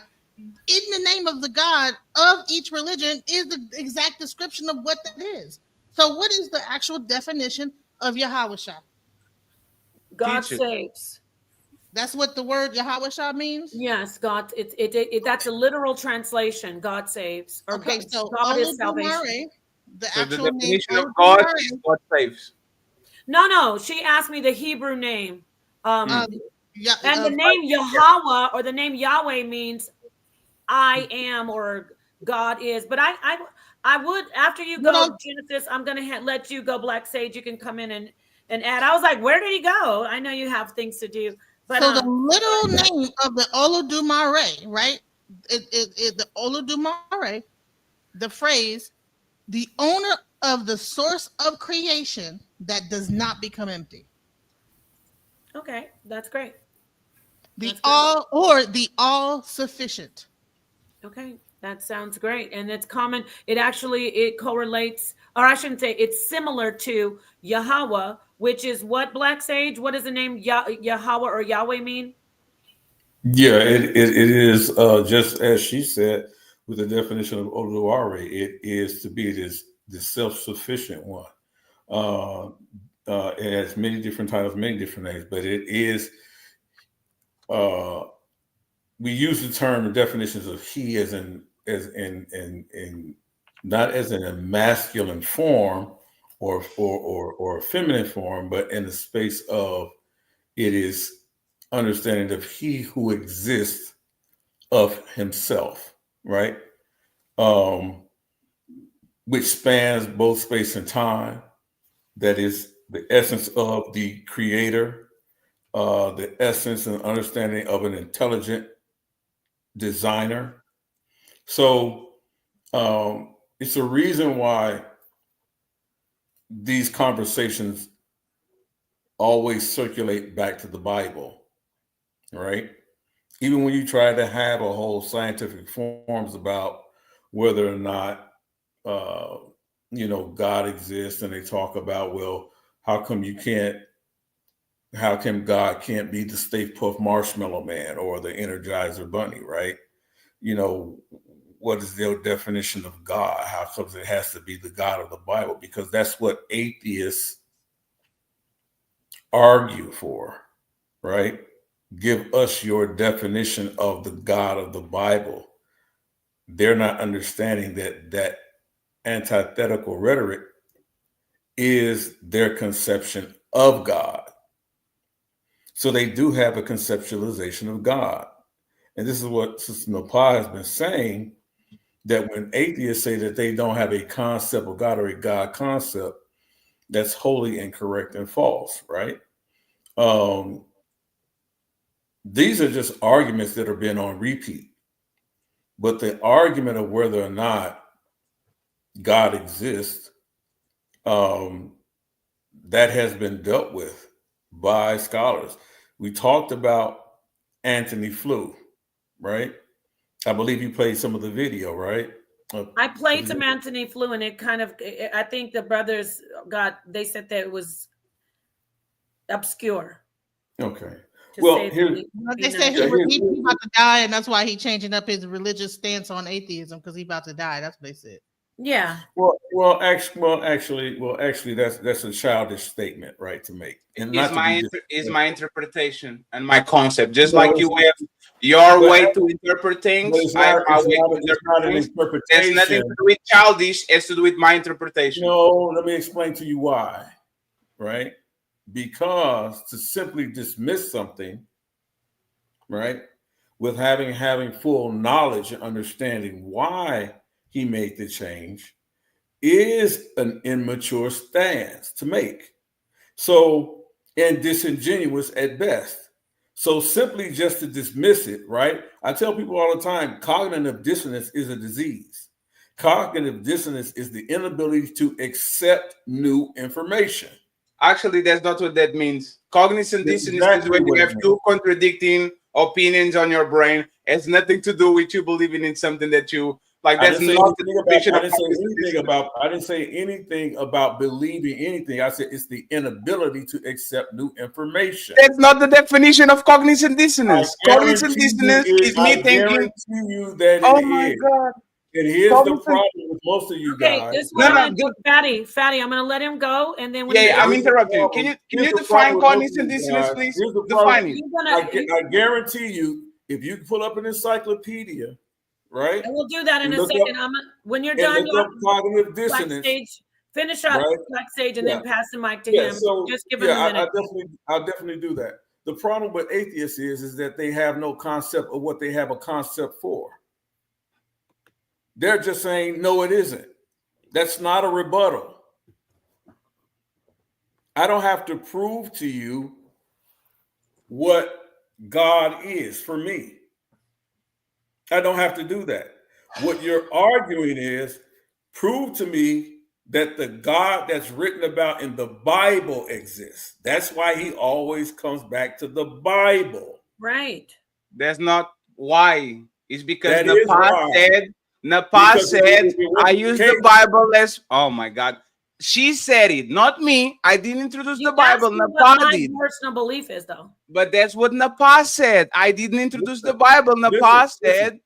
Even if you you can go and keep making up things that I didn't say. Go ahead, sir. We're gonna get you talk, Fatty. We're gonna let you come in after him. No, it's fine, but it's just saying things that I didn't say. This is crazy. Okay. So this is what I'm saying. So when people talk about their concept of God or lack of concept of a God, trust me, many atheists have a God complex.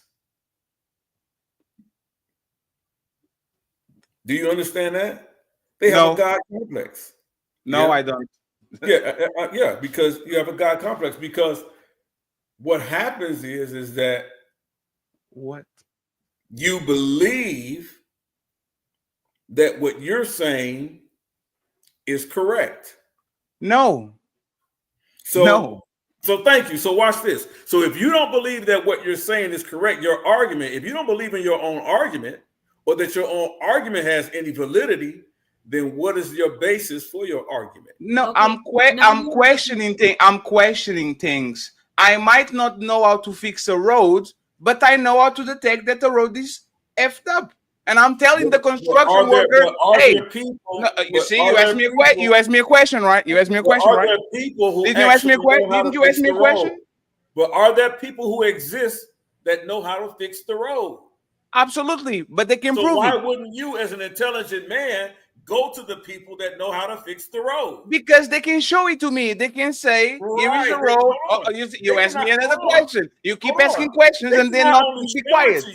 Okay, I'm going to put up a timer. No, I will do this. I will do this. Don't ask me questions if you don't want me to answer. Okay? Make a statement. Because you keep asking me questions and then you keep talking. You kind of nobody said nobody wants you to answer. What I'm saying to you is don't blow past the stop sign. So don't blow past the stop sign when you ask a question. Let me answer, right? Remember, we gotta have a dialogue here. So no, it's fine. I just want him let him answer. Black Sage, I just want to establish this, right? Don't ask me a question if you don't want me to answer. Make statements and move along, please. That's all I'm saying. Don't ask me questions if you don't want me to answer. Go ahead. Everybody said that. I don't know where you're getting that from. I don't know where you're getting that from. Continue, sir. I just established the precedent so people don't say that I'm interrupting you. Go ahead. Yeah, but I don't know where you got that from, though. What? Nobody wanted you to answer the question. Why don't you go to the construction workers? Why is why a question? Is why a question? Yes. Is why a question? Yeah. So why you talking when you ask why? Didn't you give an answer? Because I literally said the construction workers can take me to the road and fix it in front of me, and now I know the road is fixed. You can do that with your gods. Can you do that with your gods? But listen, so what did that do for you? Right? It proved that roads can be fixed, and this is how the roads can be fixed. Can you explain me your God? Yes, so absolutely. So okay, prove it then. So let me prove it, right? So when we have the ontological argument of God, right? Or I'll tell you what my concept of God is. Right. Right? My concept of God is there exists in a universe, right? What we know as the universe, an intelligent designer, right? There for every act, for every action, action, there's an equal and opposite reaction, right? So if we have a beginning of the universe, right? Whichever argument you take, the beginning, even if it in itself suggests that there's something that caused it. You're speaking about causality. Yes. Right? So we're speaking about causality, then scientifically, if you're arguing that causality must exist without an agent causing the action. Okay. If not, what you're saying is then that the universe itself then is aware of itself to create the cause and effects that we see today that created the planets, the stars, the constellations, and eventually you and I sitting here talking today. Okay. There is a cause that exists. Now, what you call that cause is up to you. Some call it Olodumare. I may call it Yahweh. You can call it James Brown if you like. The Big Bang. At the end of the day, if you take that same concept, this is what the biblical narrative tells us. Okay. That there is an intelligent designer and a creator. And this is what Anti-Flu, the famous atheist, came to realize, right? That there has to be an intelligence in order for us. Because what happens is, have you ever played the game Scrabble? And I'm going to land my plane right here. Anybody ever played the game Scrabble? Yes. Yeah, Scrabble. Okay. And you know, like what you do, what do you do with Scrabble? They give you a bag and they have all the little wooden letters in there with the numbers, with the letters on it. Yes. What atheists want us, what atheists want us to believe is that without any cause or any action, this bag of letters that you get in Scramble, someone threw them up in the air. And when the little square pieces fell down, they all fell down and landed in the perfect sentence. That's what atheists want us to believe. That's not what we want you to believe at all. No, because there's billions of stars, there's trillions of planets. Oh my God. Okay, I'm gonna let him talk. After, are you Yeah, go done? ahead.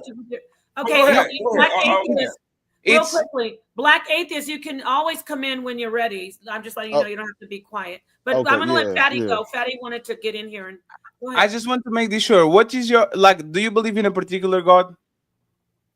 Do I believe Black in a particular God? Yes.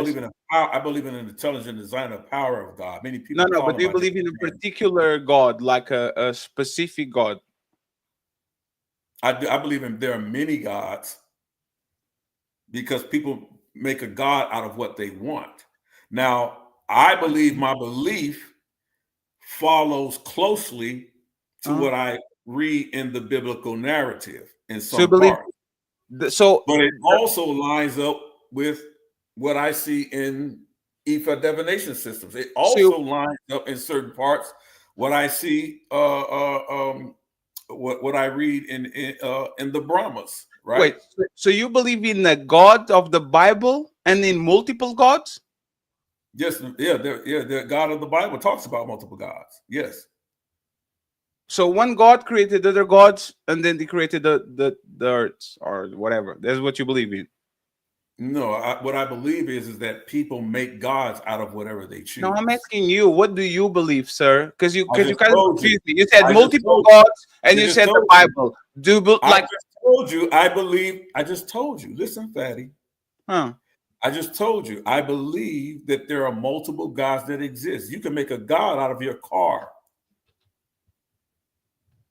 Wait, can you repeat it again? I said you can make a god out of your car. You can make a god out of that hat on your head. You know why? Because it's a concept that's purposeful and that's purposeful and defined by the individual.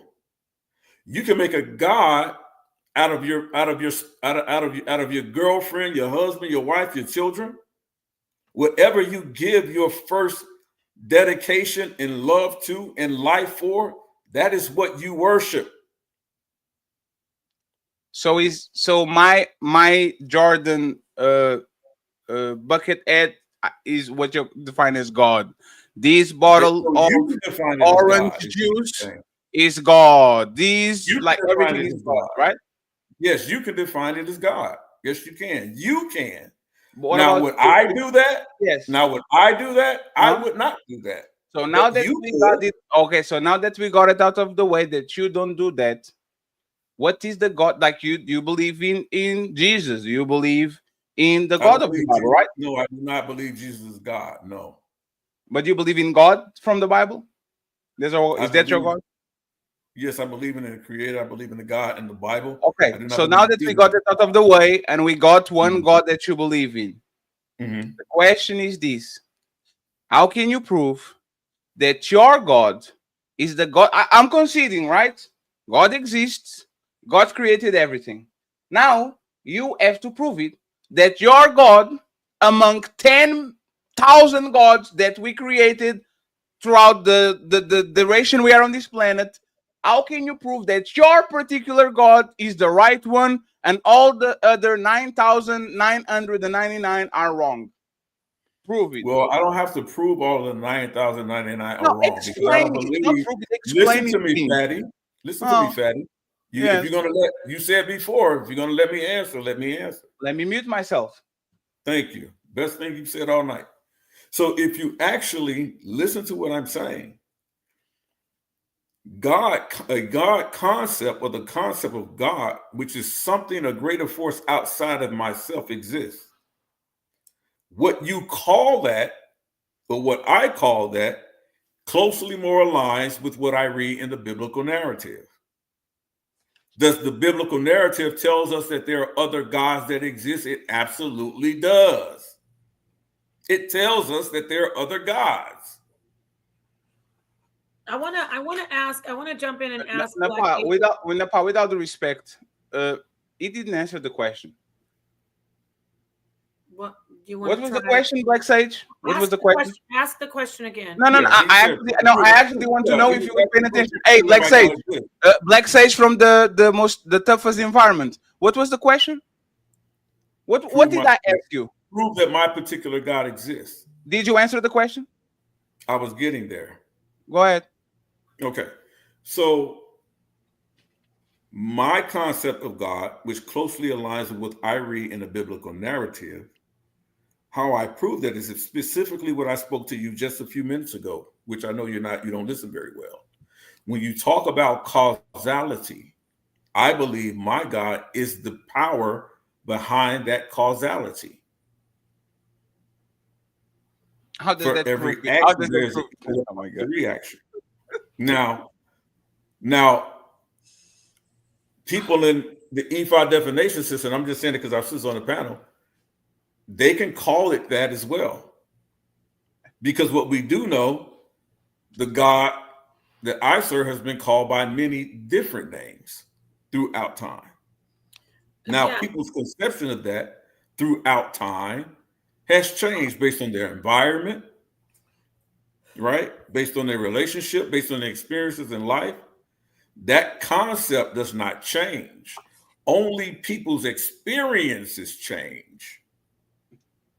And with those experiences, you come many different names. And sometimes out of that, you get many different systems of belief. Yes. But it doesn't change the fact that the principle still exists. The principle is that intelligent designer. Right. So And let's that's what I believe that the God of the Bible is, that intelligent designer of the universe. We already agree with that. But So I don't even understand why your God is the correct what's your one. argument. I'll move the conversation. It's not my show, right? But Napa, just to put the pin on it, Black Sage from the toughest environment can explain why his God is the correct God and the other gods are wrong. And he goes on word salad just to not say nothing. I just wanted to put that on. Okay, well, let me jump I in just here. wanted to put that on file so Okay, everybody well, can see. before we go on to Black Atheist, because I need him to jump in here and share, let me explain something to you going back to what I said in the beginning about atheists. You always ask for proof of God. This is literally your function, and this is your way that you conceptualize God. You say, how? You say, no, I don't have a belief. You not believing in God is actually your conceptualization of God. So that's the thing. We can go around all day. That's not what I do, Napa. That's not what I'm doing. But this isn't. No. Okay, go ahead. Y'all present concepts, and I say, explain the concept and prove the concept. Well, if I say, I believe that there's a unicorn that rules the world, and he's not the god, but the guy that rides on the unicorn is the spaghetti monster, is the god. I gave you a concept, and you are going to ask me, Fatty, prove it, and then I'm going to tell you this is why the spaghetti monster is the god of the universe. Okay. Y'all will say things, and then when I ask you why are you saying things and can you explain it, y'all don't even understand what you guys thinking. Okay, so let me say this. Now, you said what you said. You didn't hear what I said. It's irrelevant for me to explain it, and this is the toughest environment. Why are you debating? Well, are you going to let me answer? Or you're gonna talk over? No, I'm saying is if it's irrelevant, why are we debating? If you can explain your position, why are you debating then? Okay, are you going to let me talk? Let me mute myself again. And then I will hand the mic right back to you. Let me explain to everyone out here what the conversation is about. Atheists you have a belief. You don't corner the market on facts. You don't corner the market on evidence. You believe, and I'm not just talking to you because you said you're an agnostic. Atheists believe in something, which is that God does not exist.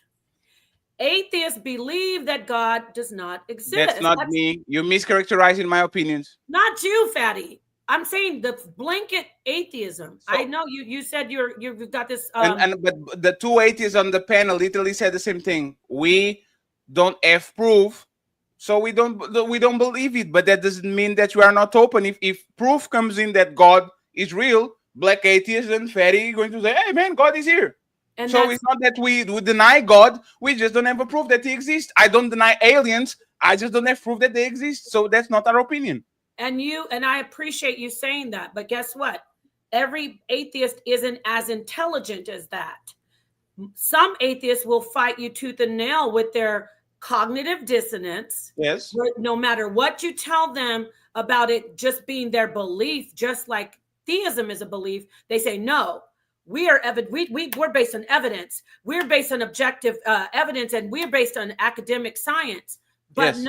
no, because as you see, there are theists who also subscribe to and understand the facts of science, right? So I'm not really talking about you particularly. We're talking about atheism. We're not. I know, and I appreciate Black Sage going into that conversation about the Bible. That is a very important conversation.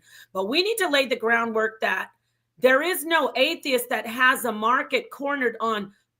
I am the one who can stand over and say, prove it to me. I don't have to prove to anybody my belief.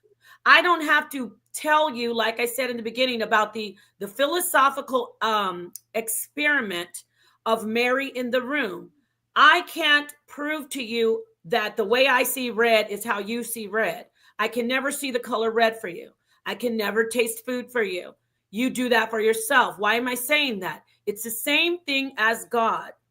I have a conceptualization of God, and you don't have my conceptualization of God. Yeah. You have your own. You get what I'm saying? Or no, it's because our five senses, I experience seeing something, I experience tasting something, I experience smelling something, I experience touching something. If there's a tremendous amount of people that smell what I smell when I fart in the room and I close the door, if there's the same people that see what I see when the sun rises, if there's the same amount of people that when we dive into the sea, we feel the water around us, there's a consensus. What we're talking about once again is you are, for whatever reason, talk about atheists that are not on this panel. It would be just like me saying some people that are theists believe in sacrificing children to the god of the sun or the rain. Is there anybody on the panel that believes that we should sacrifice kids so we can rain? No. So why are you talking about atheists that are not on the panel?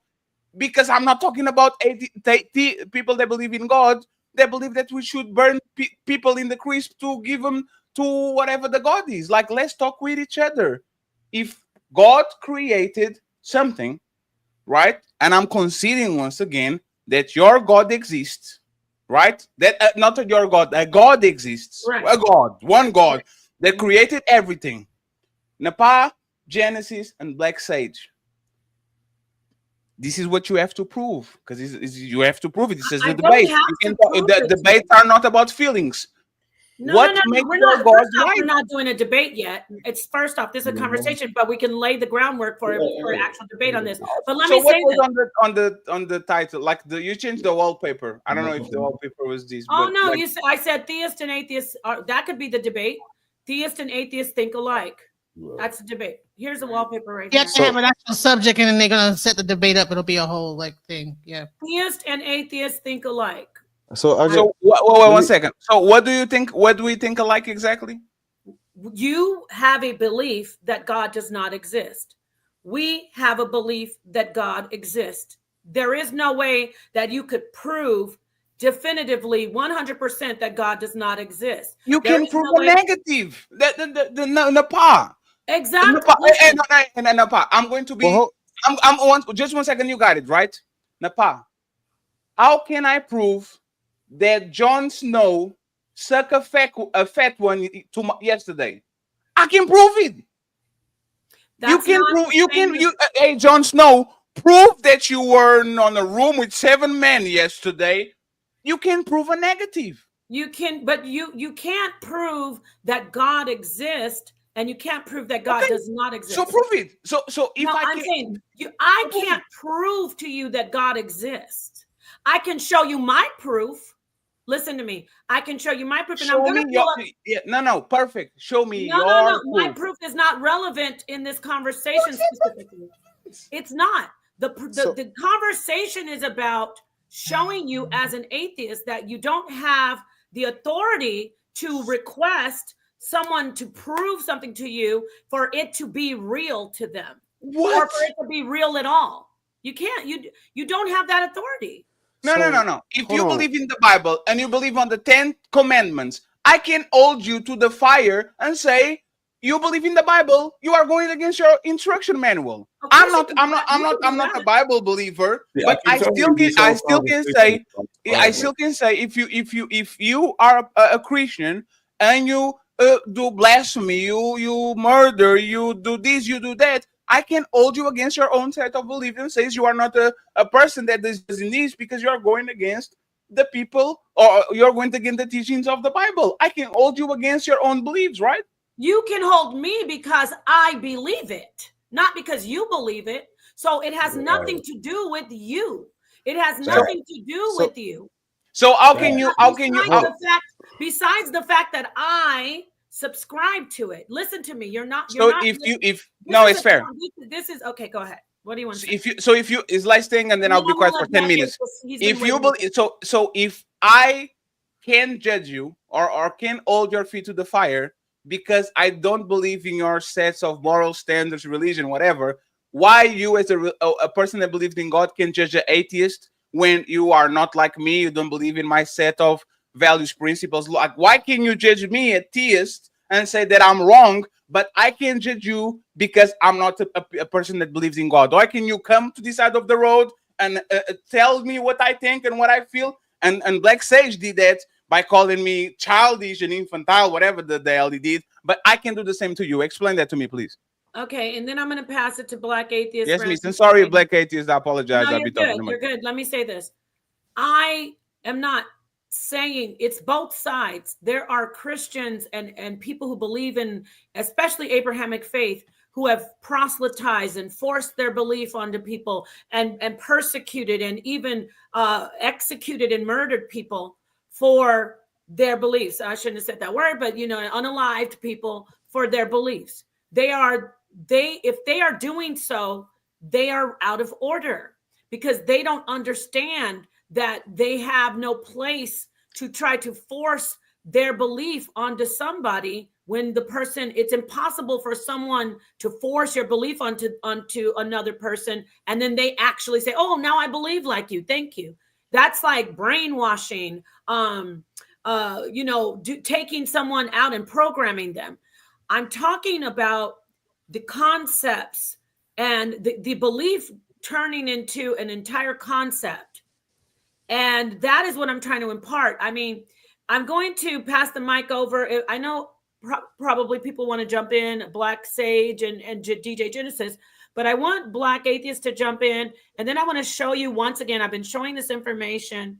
If you guys are okay with it on the panel, I want to show you the experiment because I want this conversation to move more into a type of conversation on consciousness. I don't want it to take over as consciousness, but I do want you to understand what I mean by conceptualization. And you know what I'm saying? It's not just cut and dry, like you broke the Torah. So you're not believing in God. Because even when I break Torah, I still believe in God. I did something against the God that I believe in. So I said a lot. Black Atheist, go ahead. So I'm listening, and I keep asking myself, so like, are y'all saying everybody's concept of God is real? Like every God exists? Is that what y'all saying? Everybody's concept of God is real. Yes. So what can't, like, with this type of line of thinking, there is no true, there's nothing that's true, there's nothing that's false. It's just whatever people come up with, that's the truth. That's not how facts work. Well, absolutely. Okay, like the facts about the universe have to like we should be able to distinguish between things people made up and just like undeniable fact.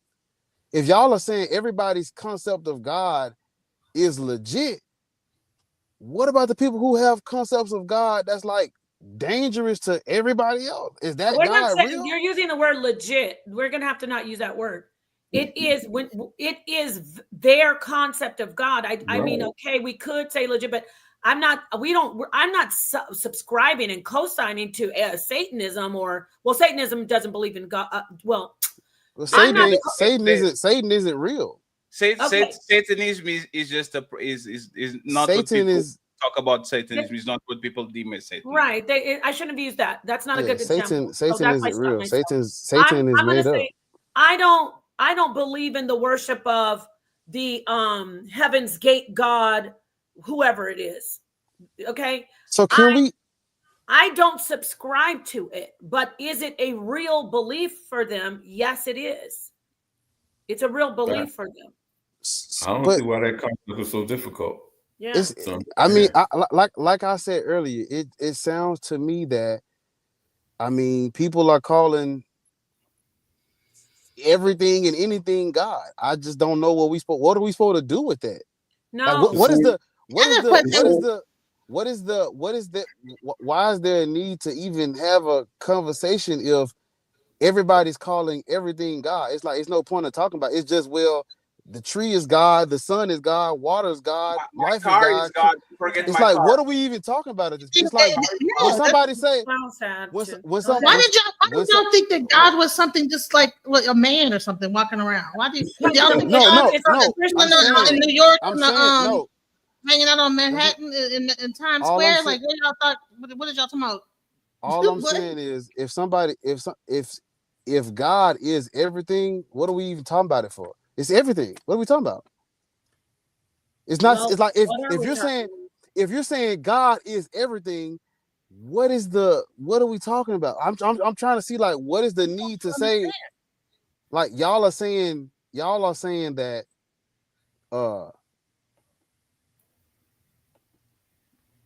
what happened? Y'all are saying every conceptualization of God is real to the person that believes in that concept. That's a fact. I can't.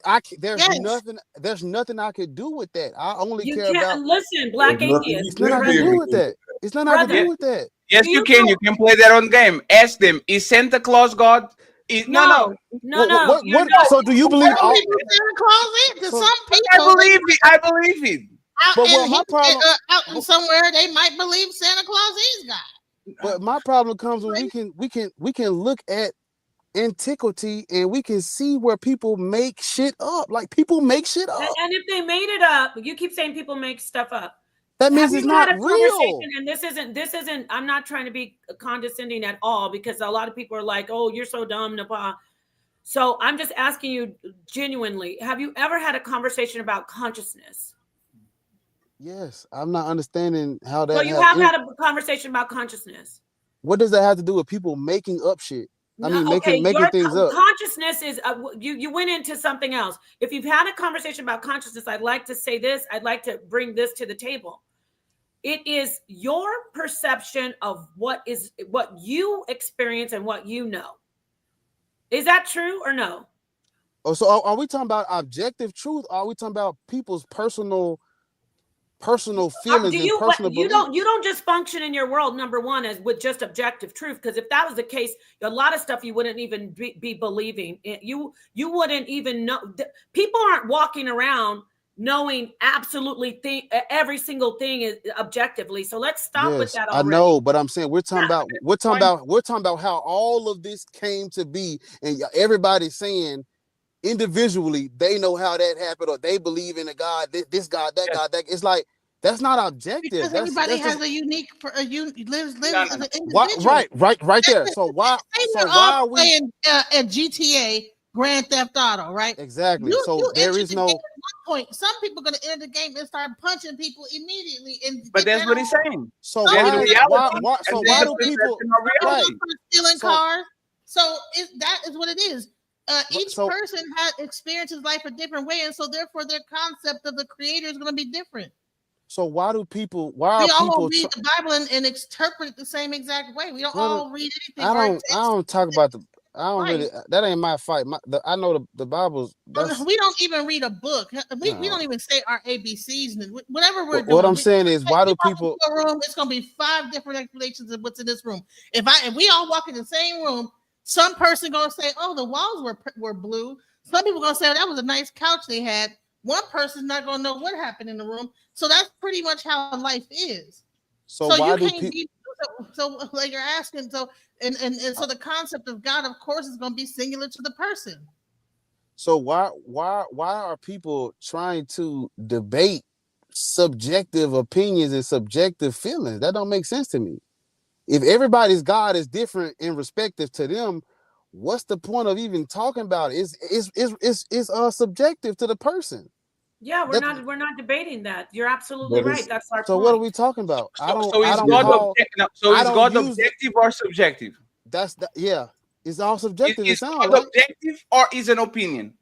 Okay, and I'm going to pass it to Black Sage after I answer this. I will try to be as concise as possible. The actual God, when I say about my God, is subjective, what I see. But the objective part is that it is my conceptualization. It gets into an objective conversation about consciousness. So it's really like it can be very complex. So forgive me if I sound like, or if anybody sounds confusing, or if this is convoluted. The actual thing, when I say I see I want to stop saying God for a second, because I do want to get to this thing about Mary. I see the color red. You were like, everybody got wet when you talked about the water, but some people, they may have gotten wet and they might even know what water, what the composition of water is. But some people might have had a wonderful memory, a wonderful experience. It could have it evoked all kinds of different emotions that it did not do for the other person. And that right there, what I just said, that's the subjective part. But outside of that, we are talking about it objectively, meaning that we're coming to the conclusion that you cannot have the same conceptualization that someone else has. But there's a point. Is y'all talking about your interpretation? One thing that is factual, there's some people that think sun is God. Everybody on the panel agrees that is like the sun is a factual thing. Every day you wake up and there's something in the air called sun, which is a star that we can actually see. There's reality. There's no opinions. There's no I don't believe in the sun. We actually see it.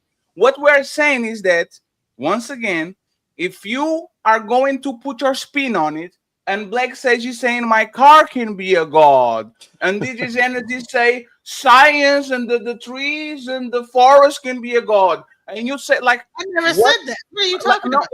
So my question is, please, I'm not talking about an interpretation. I'm talking about what it is. It's like gravity. We didn't understand gravity, but people been falling from mountains since the beginning of time, before we understood gravity. So my question is your God a fact, or is an interpretation that you put on your brain? To me, it's a fact. To me, God is a fact. There's nothing but a fact, because creation, something. Okay, there's nothing and there's something. Okay, and I don't think that something happens just by chance. What makes you think there was ever nothing? This whole thing was a big mistake. You might think out of nowhere everything exploded in that for no reason whatsoever. I don't believe that. So there we go. That's subjective. Yeah. And you know that's fine, because what you're saying about gravity, and Black Sage, I'm handing the mic to you right after I say this. What you're saying about gravity, there is no absolute positive information. The jury's in. We know exactly what gravity is. We're still trying to figure out in science. When I say we, I mean, let me be very humble. Scientists are still trying to figure out what a graviton is. So you don't say, well, they don't know what a graviton is, so gravity isn't real. You are still subscribing to the science, which makes sense. So do I. But we don't know fully, completely about who said that wasn't true. No, nobody said it was. Oh, we don't know what a graviton is. We have an idea. But I know what gravity does. Yes, right?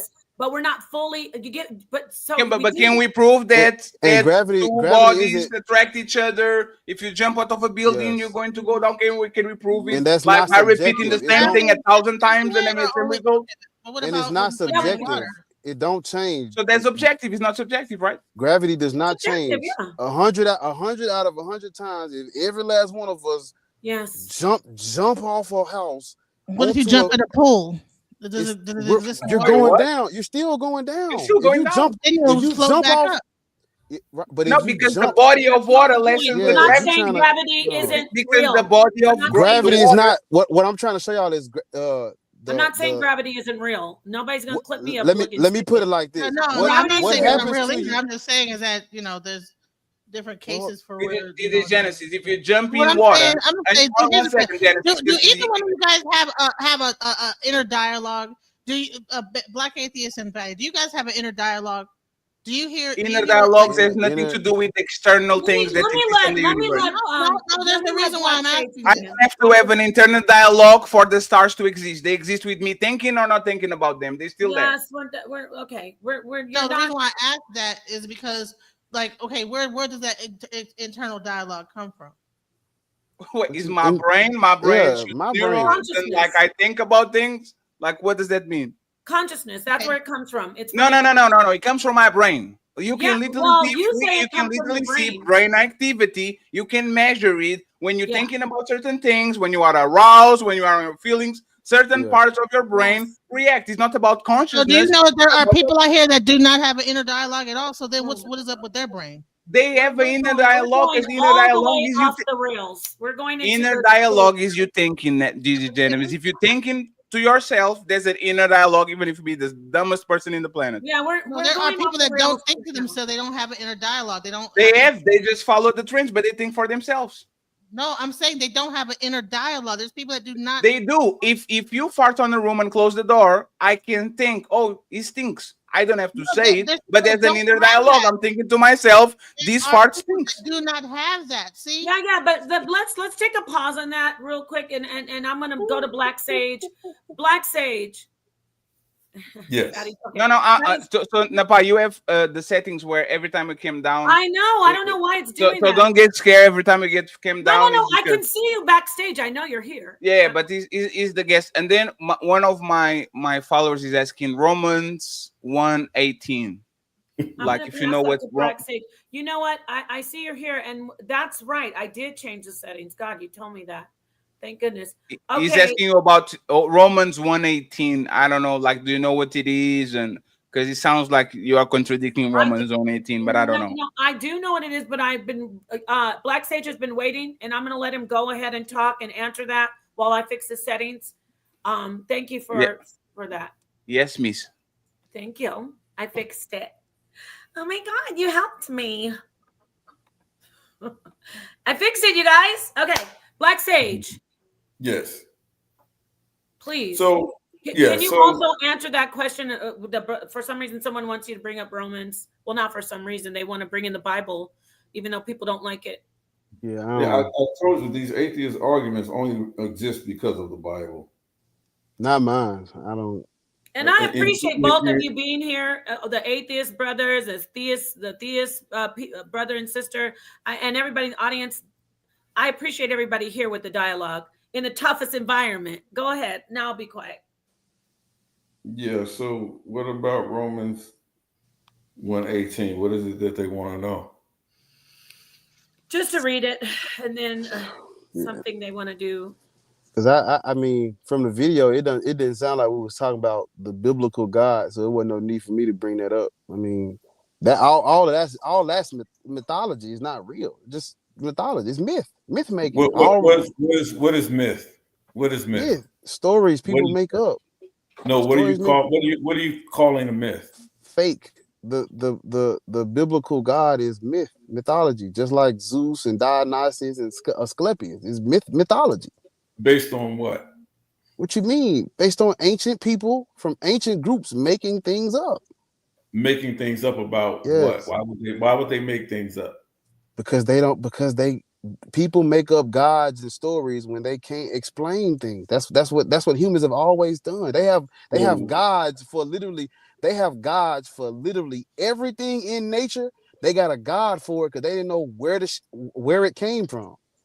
So they got a god of wine, Black Sage. Why would you? Why? Hey, children's stories, children's stories.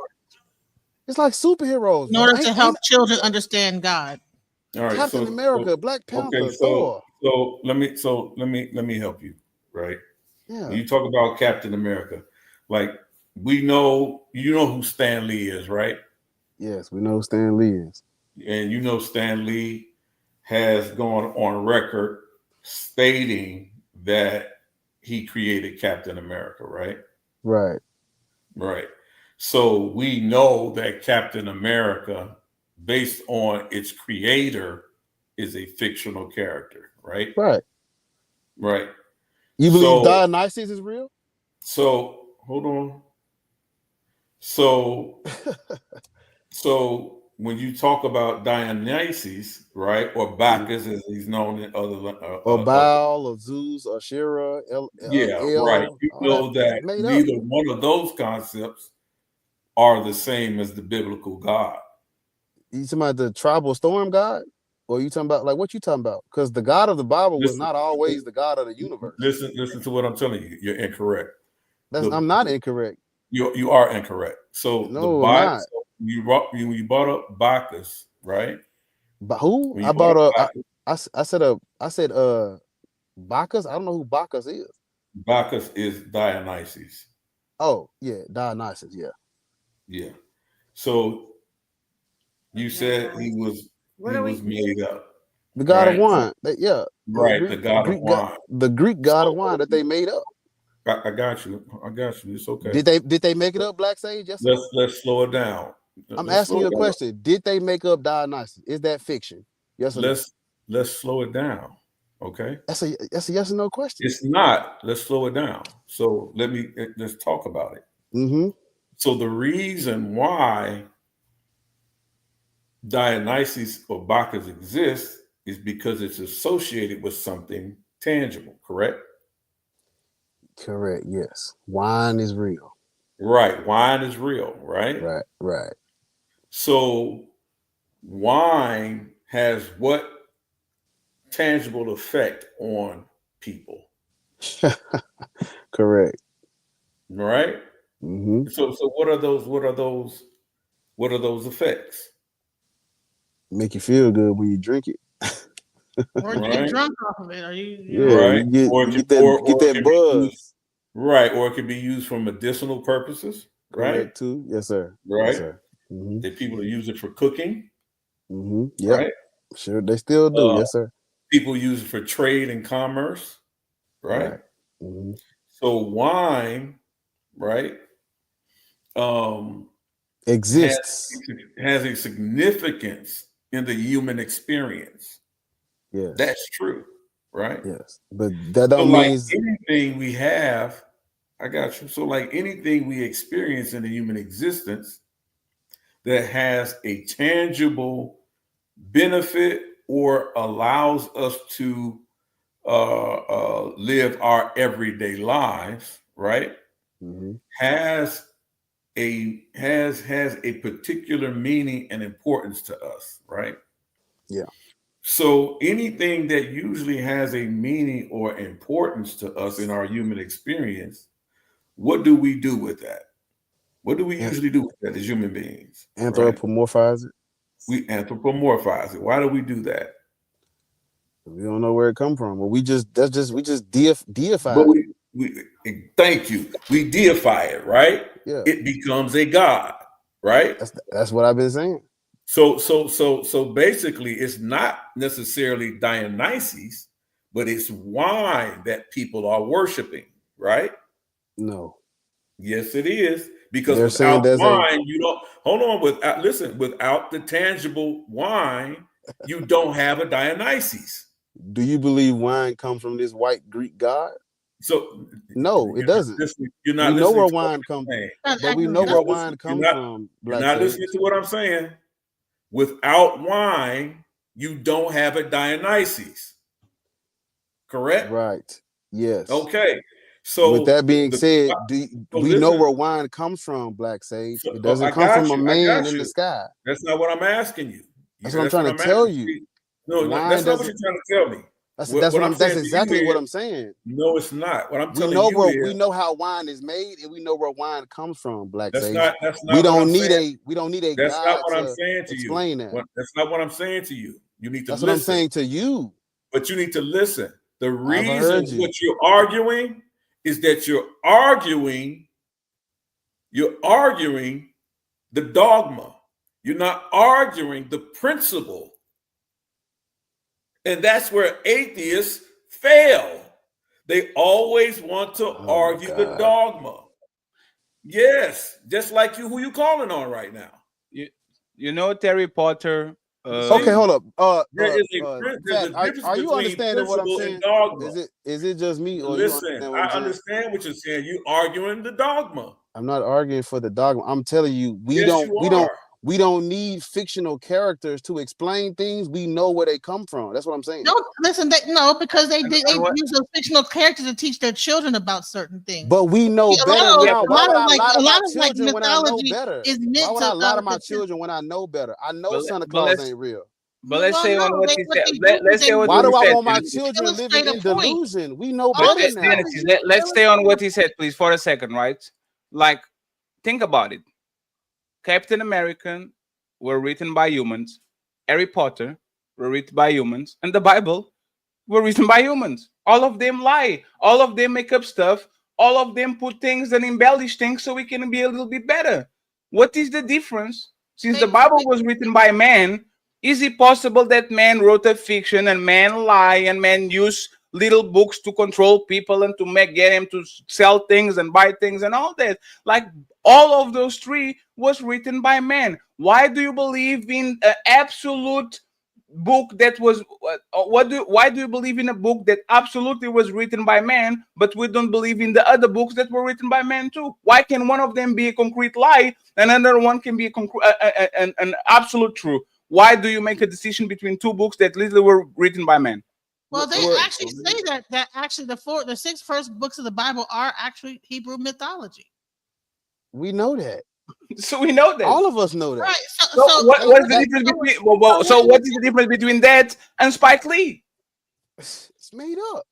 The whole objective is a story to make a point. You know what I'm saying? No. What? So okay, right. I can tell you, Spider-Man is to teach people when they become teenagers to be righteous and be friendly New Yorkers and treat the next person better and give their life for their loved one. Right? I can literally make a team about any single book. Any single and then people 20,000 years later find this stuff and be like, oh, and they say, oh, see, Harry Potter, he was the chosen one. He had we couldn't. It was Satan was after him. The Harry Potter and Jesus have very similar stories. If you actually look at it, Harry Potter and Jesus has very similar stories. All of them were written by man. What stops me? 2,000 years from now, somebody like we have a massive we lose a bunch of science, we lose a bunch of technology, and then somebody found a book buried in the dirt that says he was the chosen one, and he had a scar on his eye, and he had to run from the one we should not say his name. Like, why is the difference between humans writing the Bible and humans writing motherfucking Marvel stories? Like, what is the difference? Okay, so this is what I keep saying about you people. Your only argument is based on the Bible. That's it. You have no argument. I haven't brought up the Bible still. You brought the Bible. Nepal brought the Bible, not us. Listen, bro. Listen what I'm saying. There are other gods that predate biblical gods. Listen to what I'm saying. To bring it up. First of all, it doesn't. It doesn't what? It doesn't. You don't know what you're talking about. What doesn't? It doesn't what? There are gods that there are other gods that predate the God in that book. For fact, that's 100% undeniable fact. Anybody telling you different is a liar. Hold on, bro. Let me speak to you directly. Name me one God that predates what you read about the God that predates the God in the Bible. We're talking about Yahweh, right? Yahweh, the storm God. Listen. I asked you a question. I said, give me the name of a God that predates the God written about in the Bible. And I'm trying to clarify. Are you talking about the storm God? So if you have to ask, I'm trying to clarify because that's not like the 5 gods in the Bible. That's not the God in the Bible, sir. Which God are you talking about? That's not the God in the Bible. Hey, Napa, can I say something between them? Wow. Black Sage literally said that he believed in multiple gods and there's multiple gods in the Bible. Wow. And now that Black Atheist is asking, what God in specific are you saying? I'm not going to tell you that. tell him exactly which God are you talking about. Wow. I didn't say I wasn't going to tell him that. So hold on. Are you, to the wait a side if you minute. can. I'm Are telling you I'm saying telling this that? brother right here. What I'm saying to him is he made a statement. He said that that there are gods that predate the God in the Bible. Yes. I asked him what God is that. And I He asked said, another There's question. several gods in the Bible. You know how many Can I gods are in finish the Bible? talking, please? There's several He gods in the Bible. He said, are you talking about the storm god? Yes, Yahweh. I That's his said, name. oh, hold on. That's not the storm god in the Bible. His name is not Yahweh. This is what I mean about when I say you're incorrect. I'm not. Okay, so correct him. Okay. Yeah. Where does Yahweh come from? Correct him. Let me correct you, right? The God in the Bible is not the storm god that he reads about in the Baal or Canaanite pantheon. Canaanite pantheon. Right. Mm-hmm. So let me correct you with that, and reason why you guys need to do more study. If you actually follow the Canaanite pantheon of deities, Yahweh was never one of those gods. Correct. Yahweh comes out of Okay. So why? Hold on. So why would you make the statement you just made? Don't let him move the goalpost. The Israelites. No. I got it. I'm talking to him. We're having an I actual real conversation. I just want to start out by saying this is the problem with people. I don't even talk Bible with people. The Bible is not a history book. It's not a history book. I didn't ask you none of that. Right. So when we talk about actual history, you can't go off what the Bible say because they making stuff up, and a lot of that shit never happened. Okay, you said so when that. we look at I'm just trying to set the stage. So when we talk about the Israelites, when we talk about the Israelites, storm God, I didn't say that. You said that. When we talk about the Israelites are not this distinct group that comes into Canaan. They're originally Canaanites.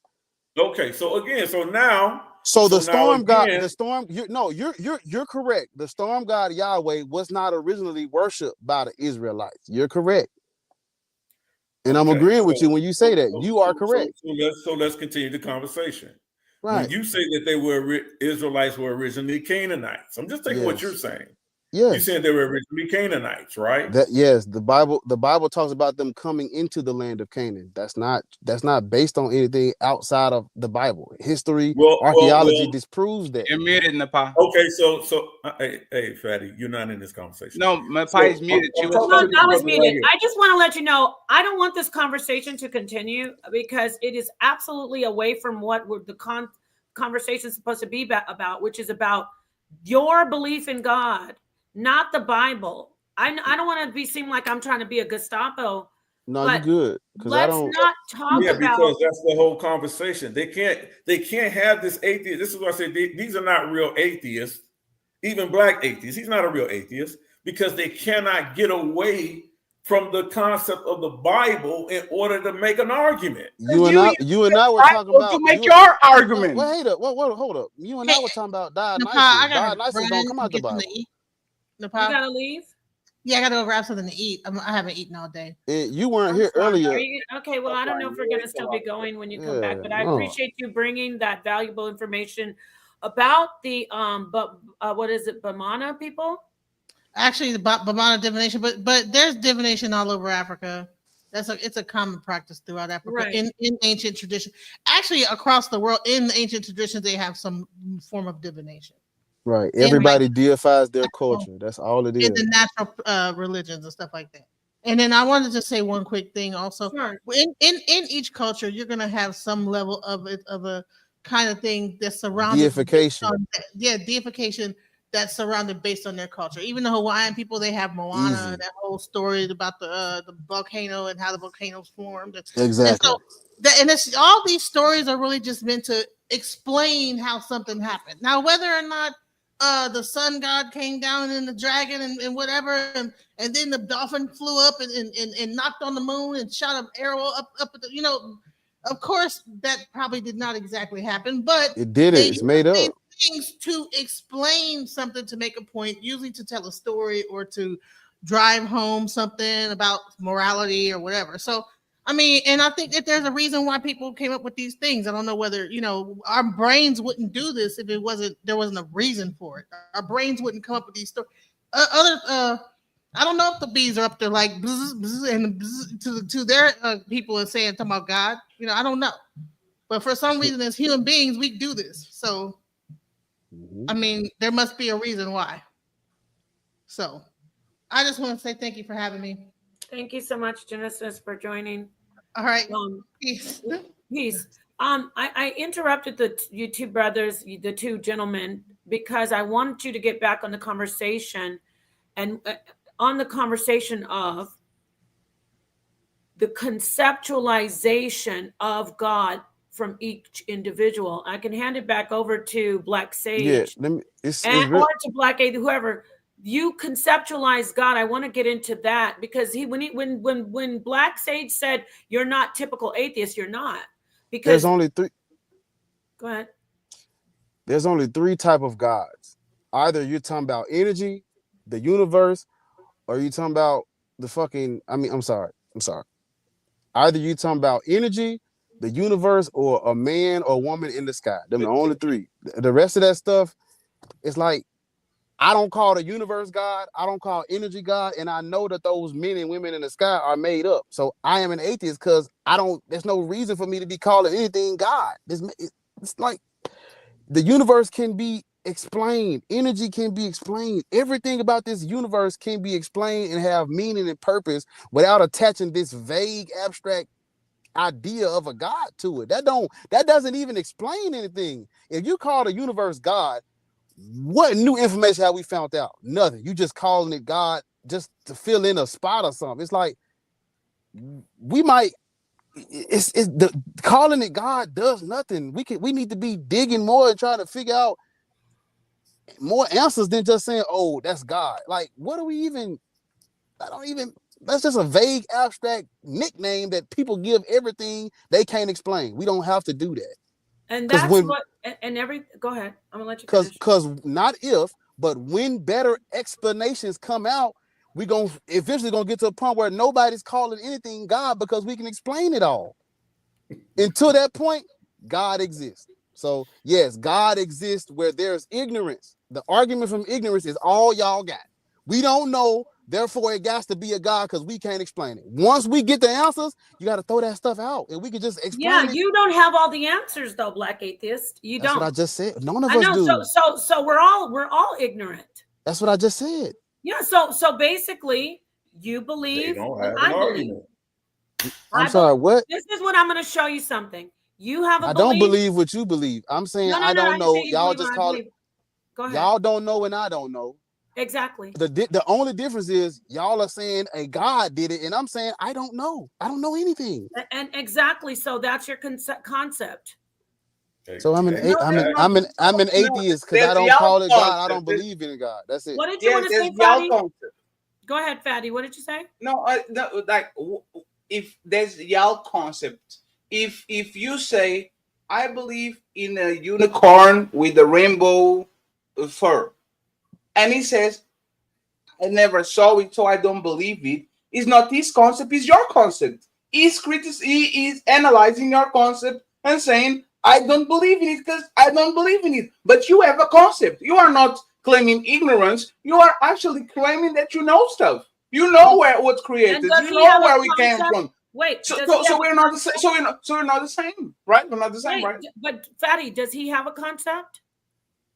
No, he literally said God can be three things. Those are three concepts. He doesn't believe in either of them because he's calling the universe, energy, and whatever deity is. That's your concept, not his concept. Is your concept. Exactly. So I'm saying, real quick. Excuse me, Black Sage. When you just said the furry unicorn.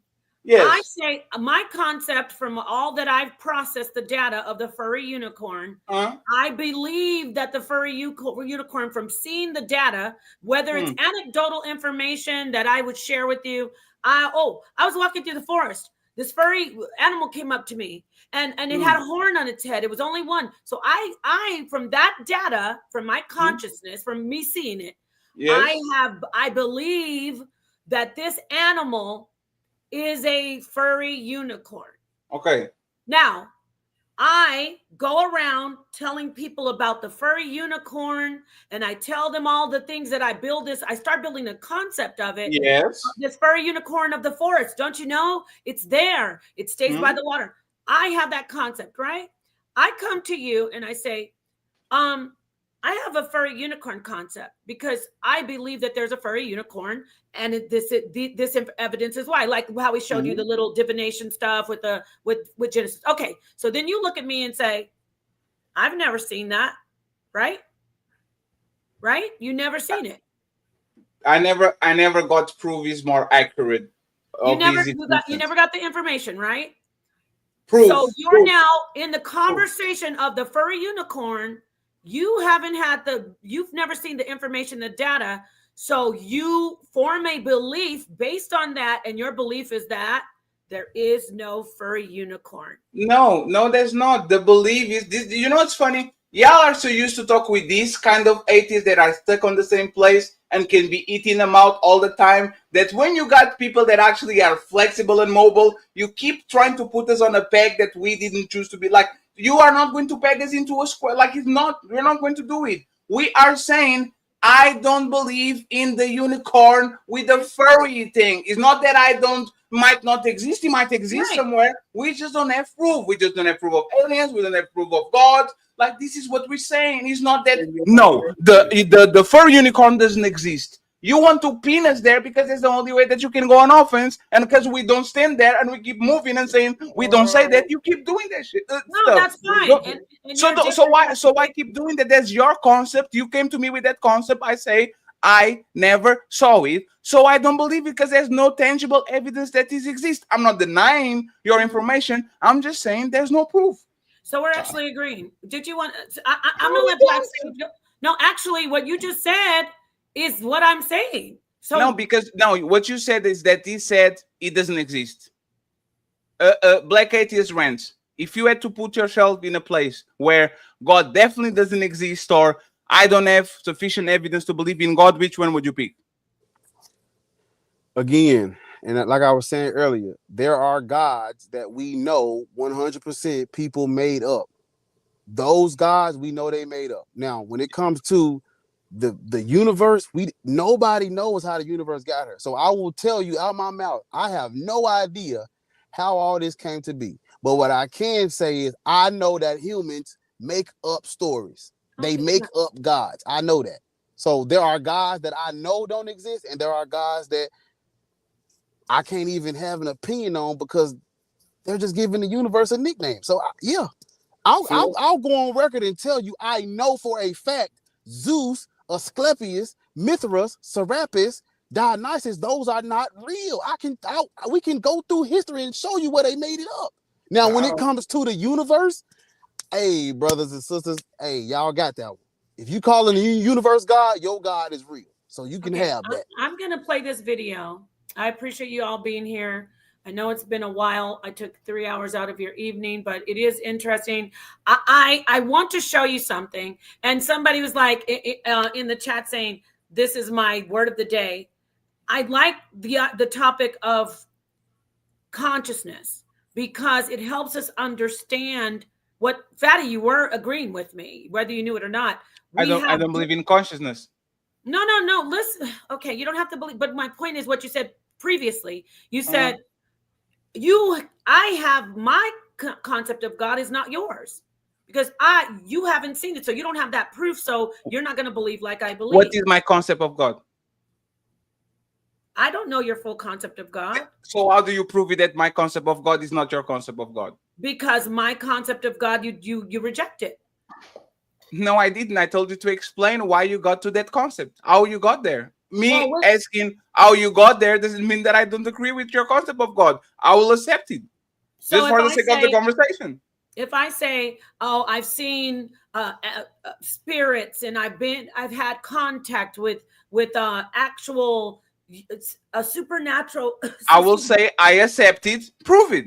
Got it. And then if I give you the proof, if I bring somebody, the only proof that I could have, if I bring someone that witnessed it with me, I'm just entertaining this because Yeah, but there's no proof because witnesses lie all the time. See? No, there's not science. That proof is not having witness because witnesses lie all the time. Like witness, like human beings are liars. Human beings lie. So you bring in a person doesn't actually prove the existence of something because once again, human beings lie. Right, So, we're talking about my personal, but now let's talk about something that's being studied, and I haven't even gotten to that yet at the University of Virginia. Near-death experiences, NDEs, and past life reincarnation, right? That is actually now being studied. Dr. Grayson used to be the head of that department. Now they have objective evidence of near-death experiences that people have died and gone somewhere and come back. There is academic science is approaching this, and they've grasped it, and now they're showing proof of near-death experiences. But they didn't die, because if they died, they wouldn't come back. They did die, and then they came back. So no, they didn't. Okay. No, because I stopped breathing for 3 minutes doesn't mean that I can breathe. I was never breathless. I just stopped breathing. If I do. Does that prove that like I can't breathe? No, like there's no in brain life activity, no heart activity, no electricity, no. Your body never goes like literally. Your cells are still moving on your body. Your body is like days after there's energy inside of your body. Your body is decomposing. There's things inside of your body that keep moving. Your bowel movement, the gases, and all those things. They're still in you even after you die. Yeah, but that's not your life. That's not your life force. That's the flat line measures what your art. Just because your art stopped doesn't mean that your bodies are not flowing. Your brain is still not firing. Like no, when your brain is not firing and your heart has stopped, you're clinically. I get what you're saying. Why are you saying clinically? Because that's what death is. I actually subscribe to that. I'm a thanatologist and I'm a death doula. So yes, it takes a while for the body to completely be in a state of rigor mortis. But I'm not talking about that. I'm talking about the life force, which is the pulse, the brain activity, what we consider what electricity is going on in your body. That's what I'm talking about. Right. So, go ahead, Black Sage, and I want to play this video for y'all, and then we can close out because you've been here for a minute. Play the video. I mean, but you're absolutely right.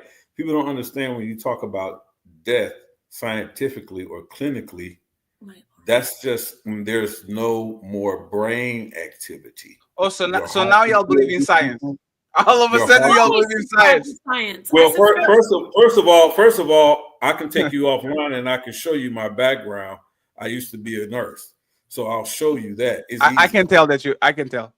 So at the end of the day, when you talk about what's clinically dead, that's a lack of brain activity. Your heart, that's why you have people who can be on breathing apparatuses and their body is still breathing, but they're clinically dead.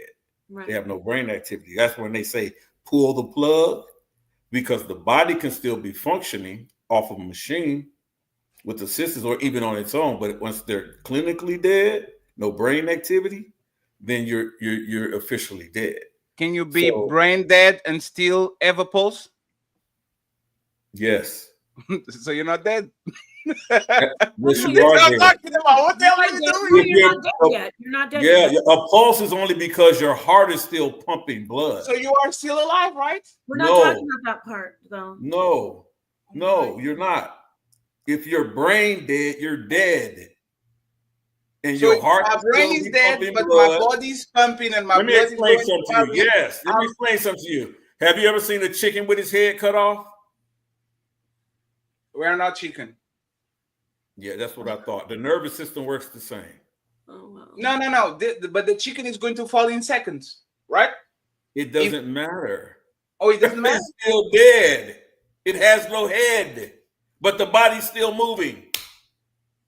So I just want to make sure that we have the same concept, right? No, it's no, it's fine. It's fine right now. It's fine.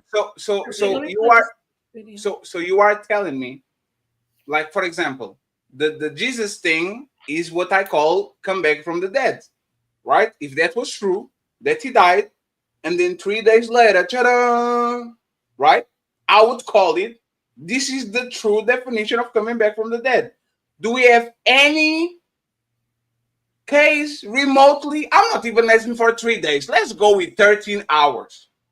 A little nap, I go take a shower, I go eat something, I come back. Oh my God, he came back from the dead. Do you have any case recorded in the history of science that actually shows a person coming back from the dead after 12 hours, 1 day? Like Yeah, at least? actually, there's some information that I can look up. I don't know specifically though that amount of time, but for a long period of time. And let's not forget that I get what you're saying, because we have made great advances with resuscitation.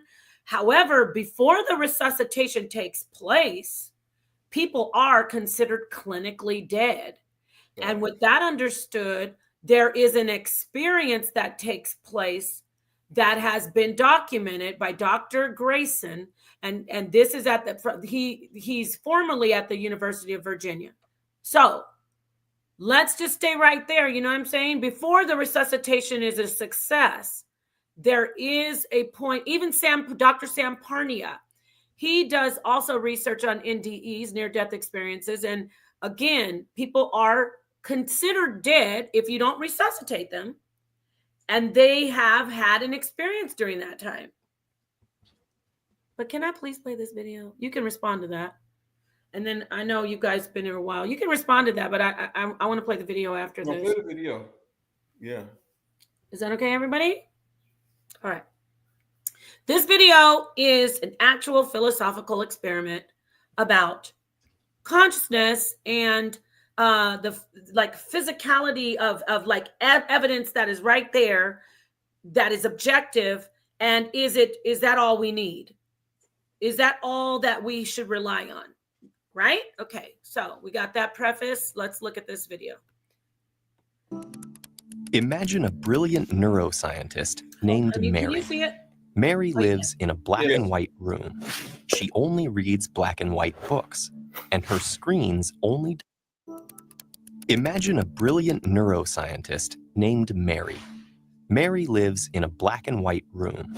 She only reads black and white books, and her screens only display black and white. But even though she has never seen color, Mary is an expert in color vision and knows everything ever discovered about its physics and biology. She knows how different wavelengths of light stimulate 3 types of cone cells in the retina, and she knows how electrical signals travel down the optic nerve into the brain. There, they create patterns of neural activity that correspond to the millions of colors most humans can distinguish. Now imagine that one day Mary's black and white screen malfunctions and an apple appears in color. For the first time, she can experience something that she's known about for years. Does she learn anything new? Is there anything about perceiving color that wasn't captured in all her knowledge? Philosopher Frank Jackson proposed this thought experiment, called Mary's Room, in 1982. He argued that if Mary already knew all the physical facts about color vision, and experiencing color still teaches her something new, then mental states, like color perception, can't be completely described by physical facts. The Mary's Room thought experiment describes what philosophers call the knowledge argument, that there are non-physical properties and knowledge which can only be discovered through conscious experience. The knowledge argument contradicts the theory of physicalism, which says that everything, including mental states, has a physical explanation. To most people hearing Mary's story, it seems intuitively obvious that actually seeing color will be totally different than learning about it. Therefore, there must be some quality of color vision that transcends its physical description.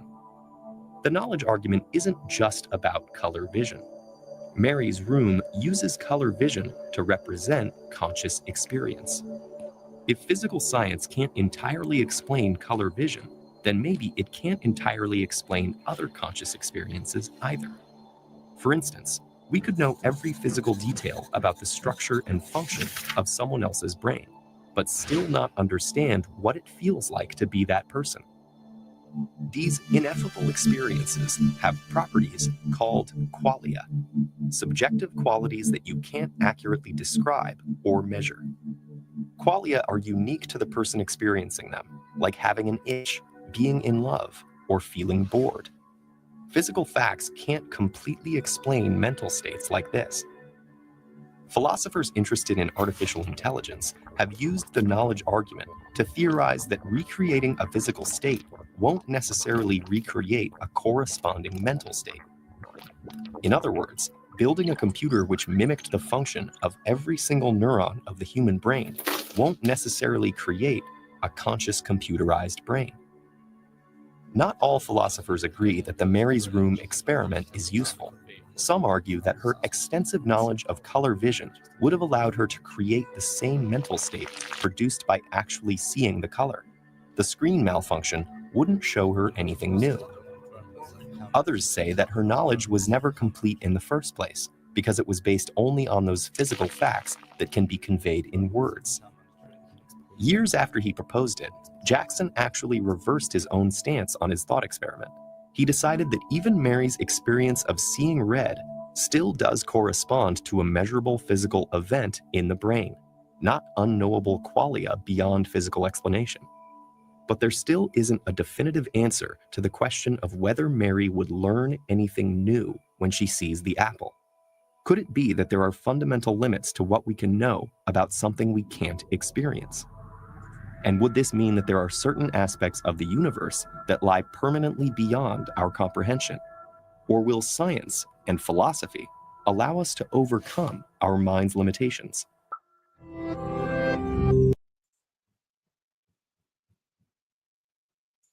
Thank you so much for looking at that. Wasn't that great? Doesn't that open up what I'm trying to say a little? It articulates it a little better. I can be a little, obscure and. That was so interesting.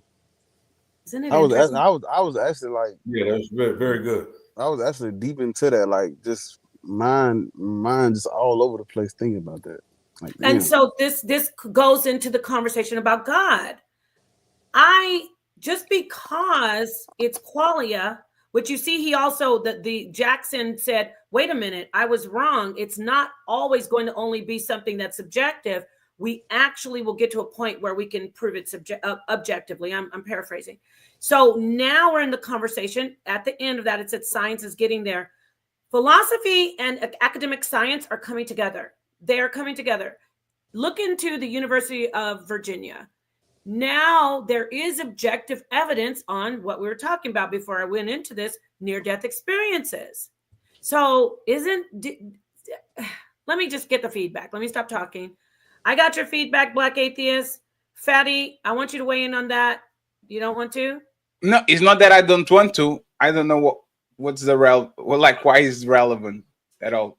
Well, because did you see that I can never at this point tell you, well, Fatty, this is what God is. Because I can go in all the books. You see how it was so much class? Yes, you can. No, I mean, but that's not. This is a cup. You can put liquids on it. You can use it to have fun with yourself if you have other proclivities.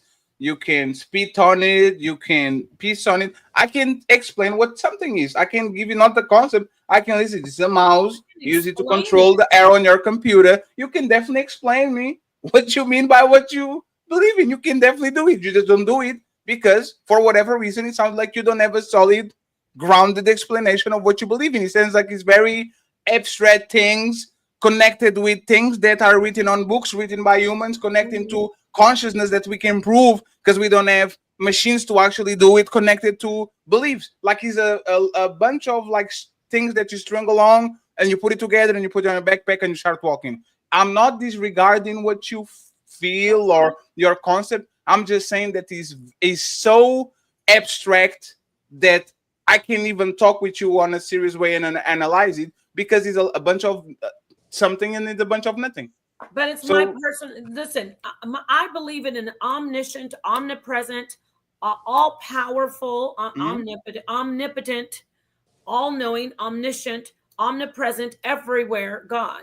But see, I'm not taking the time to really go into that because if you notice, those conversations aren't what we're supposed to talk about. What we're supposed to discuss is what we saw on the vein of consciousness.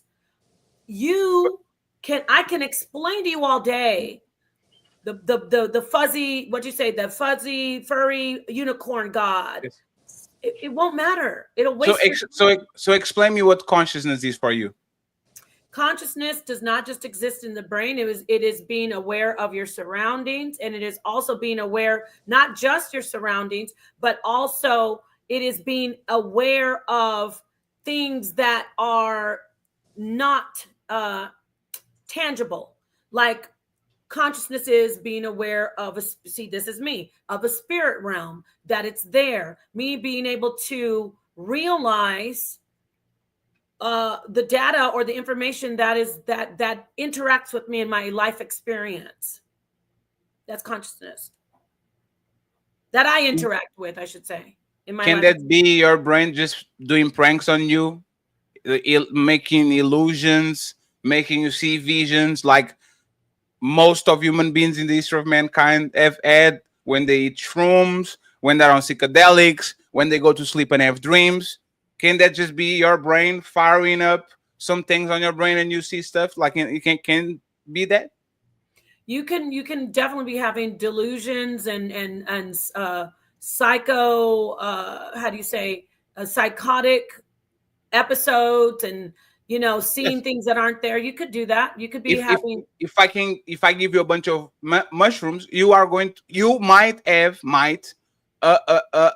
out of body experience that a lot of people that are, like you said, on those near death experience, you say that they are manifest. Like your brain is a very interesting organ that we can explain exactly what it does. But like, what is the difference between you having a brain that does a lot of things and make you feel a lot of stuff, to make you see a lot of stuff, and consciousness? Like, what would be the difference between both?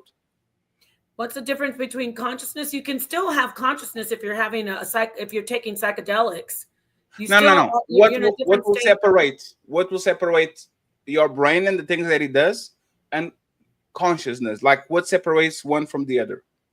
Your brain isn't separate from consciousness.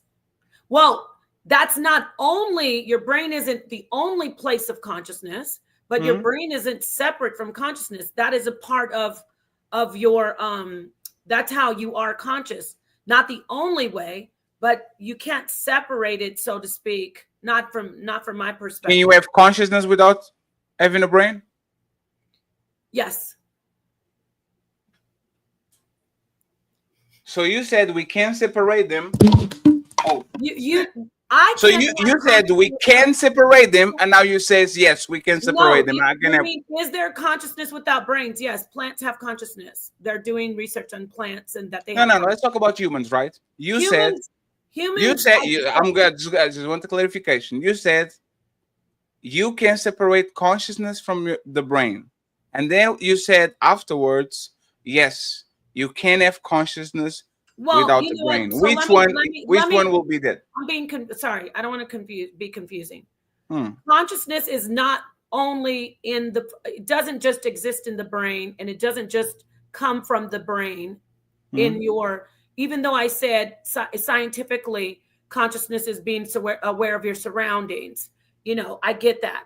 However, when you go into the study of consciousness on a spiritual level, metaphysically, consciousness is not only excluded to the brain. I think I already said that. So if someone is brain damaged, there has been research showing that they are having consciousness, that they are conscious. But they still have a brain. But the jury's out on that. So I guess how is the jury's out on that? If I take your brain out, there's nothing. No. So I'm gonna say you can have not you as a person. There is consciousness without brain existence of a human brain. There is consciousness. Just like, can you prove it? There is proof of plants being conscious, and they don't have human brains. But there's not. Wait. Plants, for example, a fly trap, or a plant doing photosynthesis. Now, that's consciousness? even you said Venus flytrap, but let's say plants that have reacted to trying to find sunlight in a room, knowing where the sunlight would be, that or knowing where, even though they're in the room, no matter what, they know, that's where the sunlight is, or they know their surroundings, that they're in a dark room. Plants that communicate with each other when another plant is around. I could get some data on that instead of just keep explaining it. Yes. Yeah. But for example, my body, even after I'm being deleted, my body can twitch, right? There's a natural, my body can explode because it has gas inside. My body can piece himself. My body can, you see what I'm saying? I don't need consciousness for that. It's just a natural reaction that my body is going to have to certain stimuli in any muscle being tense, in my brain being frying, all of that, right? The plants doing natural reactions is not consciousness. It's just plants doing what plants do. There's nothing to do with consciousness at all. They were programmed to do that. Okay, well, like I said, I'm just going to quickly pull this article. I haven't read it. When I said the jury's still out, there's research being done. There are people studying this. So let me pull this up and read this article. I'm not going to read the whole thing, but I haven't looked at it. I just grabbed it. So let's see here. Okay. Plants, are they conscious? Could French bean plants really be consciously controlling their growth? The idea of plants being capable of making conscious decisions is a controversial one, but a new study involving climbing French beans suggests the concept may be beginning to take root. What was the experiment? Researchers based at the Minimal Intelligence Lab at the University of Murcia, Spain, and the Rotman Institute of Philosophy in London, Canada, placed 20 potted French bean plants in the center of cylindrical booths. The plants were either alone or accompanied by a garden cane planted into the ground 30 centimeters away. The scientists then used time-lapsed photography to track the movements of the plants until the tip of the shoots made contact with the canes. They found that the shoots would grow along more predictable paths in the presence of the canes, almost as if they could sense them in their vicinity and adjust their growth patterns as a response. Does this demonstrate conscious intent? Some plants respond to their environments by, for example, curling their leaves up when touched or enclosing and digesting their prey. You just said Venus flytrap. The basic mechanism of these responses have been well studied, but addressing the more philosophical questions, such as whether or not the plants intelligently choose to execute such actions, is much more recent idea. While not claiming that the experiment proves once and for all that plants can and do act with conscious intent, the Rotman Institute of Philosophy's Dr. Vincent Raja, one of the authors of the study, says it does show that beans in the experiment were doing more than simply responding to external stimuli. I could keep reading that, but I'll just drop the link in the chat. So, last question. Can you have consciousness without having a sense of self? Oh, I never. wow.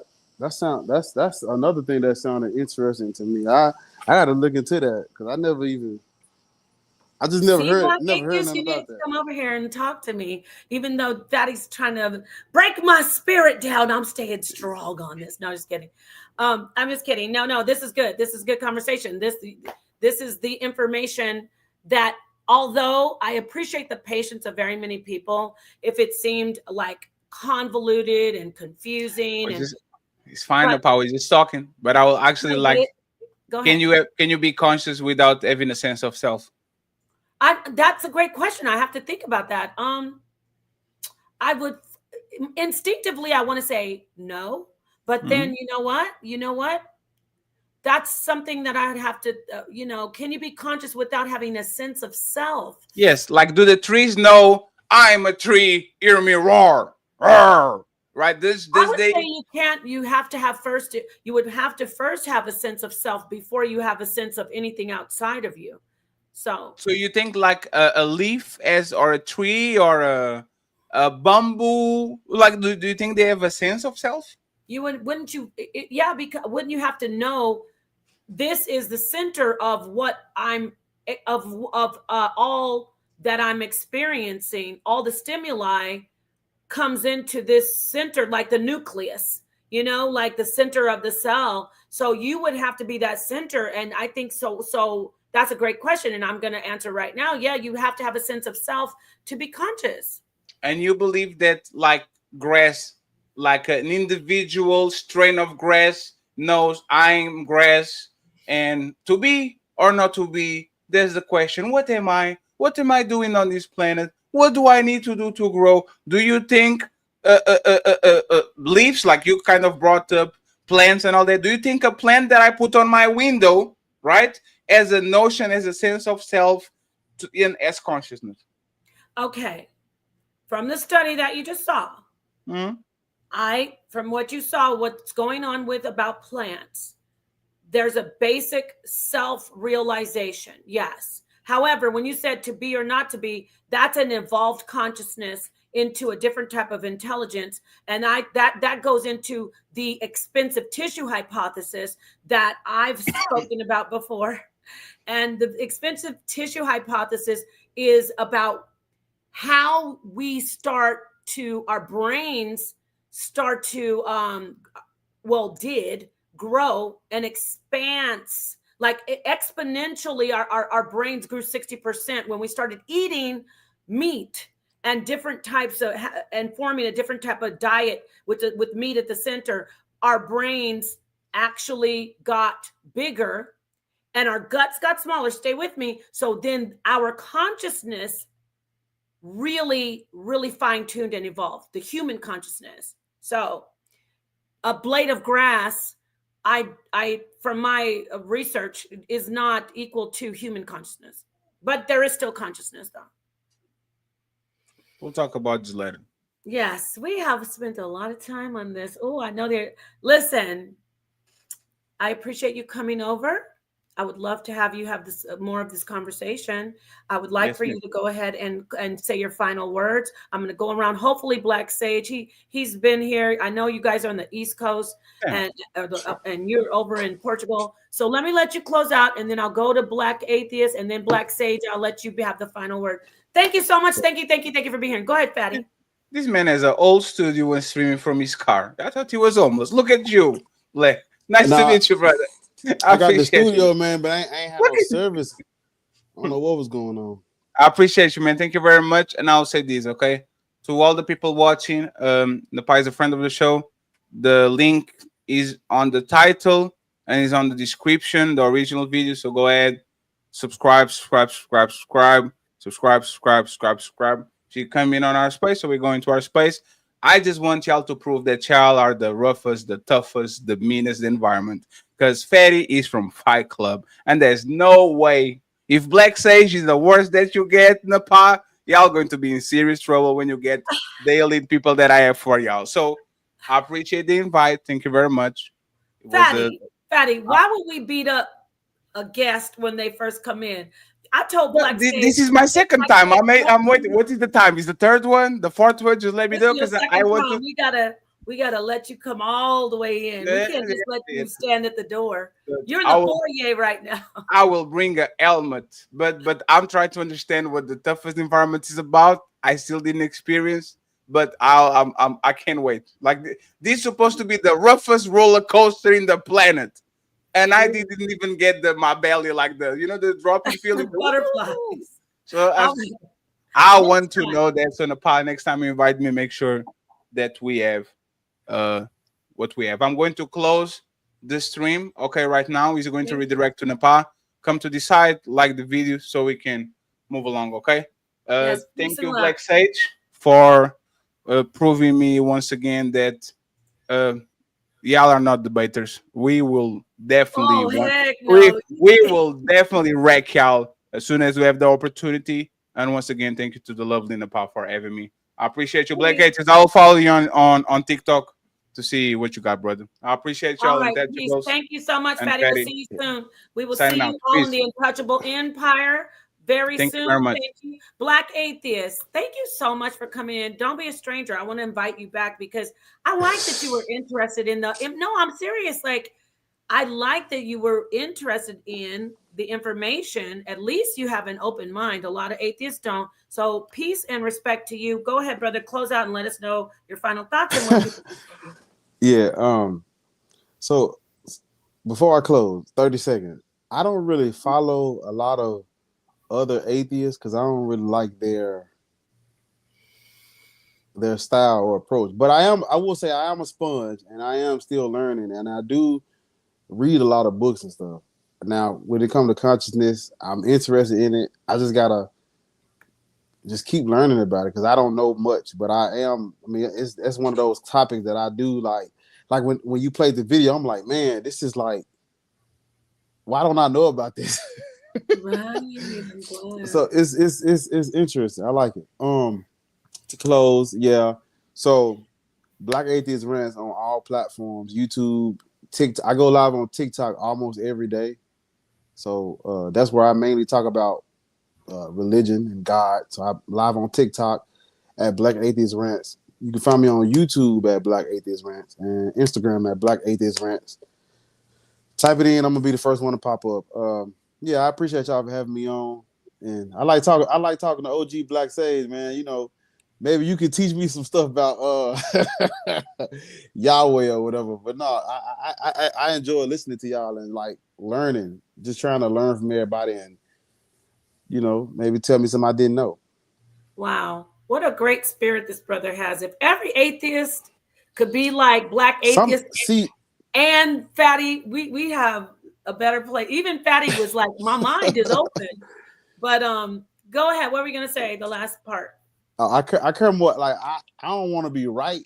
I just want to know the truth. I want to learn. So wherever the truth take me, that's where I'm going. Thank you. You know. Wow. You heard that, Black Sage? Peace to you, brother. Don't be a stranger. I have your email, so whenever we do a build, I'll get in touch with you, or Sonetta will get in touch with you ahead of time. You have a great evening. Thank you so much for adding. All right. Perfect. Black Sage. Dun dun dun. Now, go ahead. You have the floor. The mic is yours. Yeah. Again, shout out to Fatty. Yeah. I'll see you in the ring, man. I know you will. Now, you know how we have to do over here. We have to. Well, how do I say it? Fatty, I don't want, he's not here now. I want to be like, oh, now you want to talk mess. But we source up over here, though. One thing, Fatty, okay, about Fatty, though, I have an eye for good debaters. He is a good debater. Like, he's not the typical, debater that just talks. He wants to get in here and really get in, even if he may not be correct about some things, or he likes to, he likes to debate, don't you? Yeah.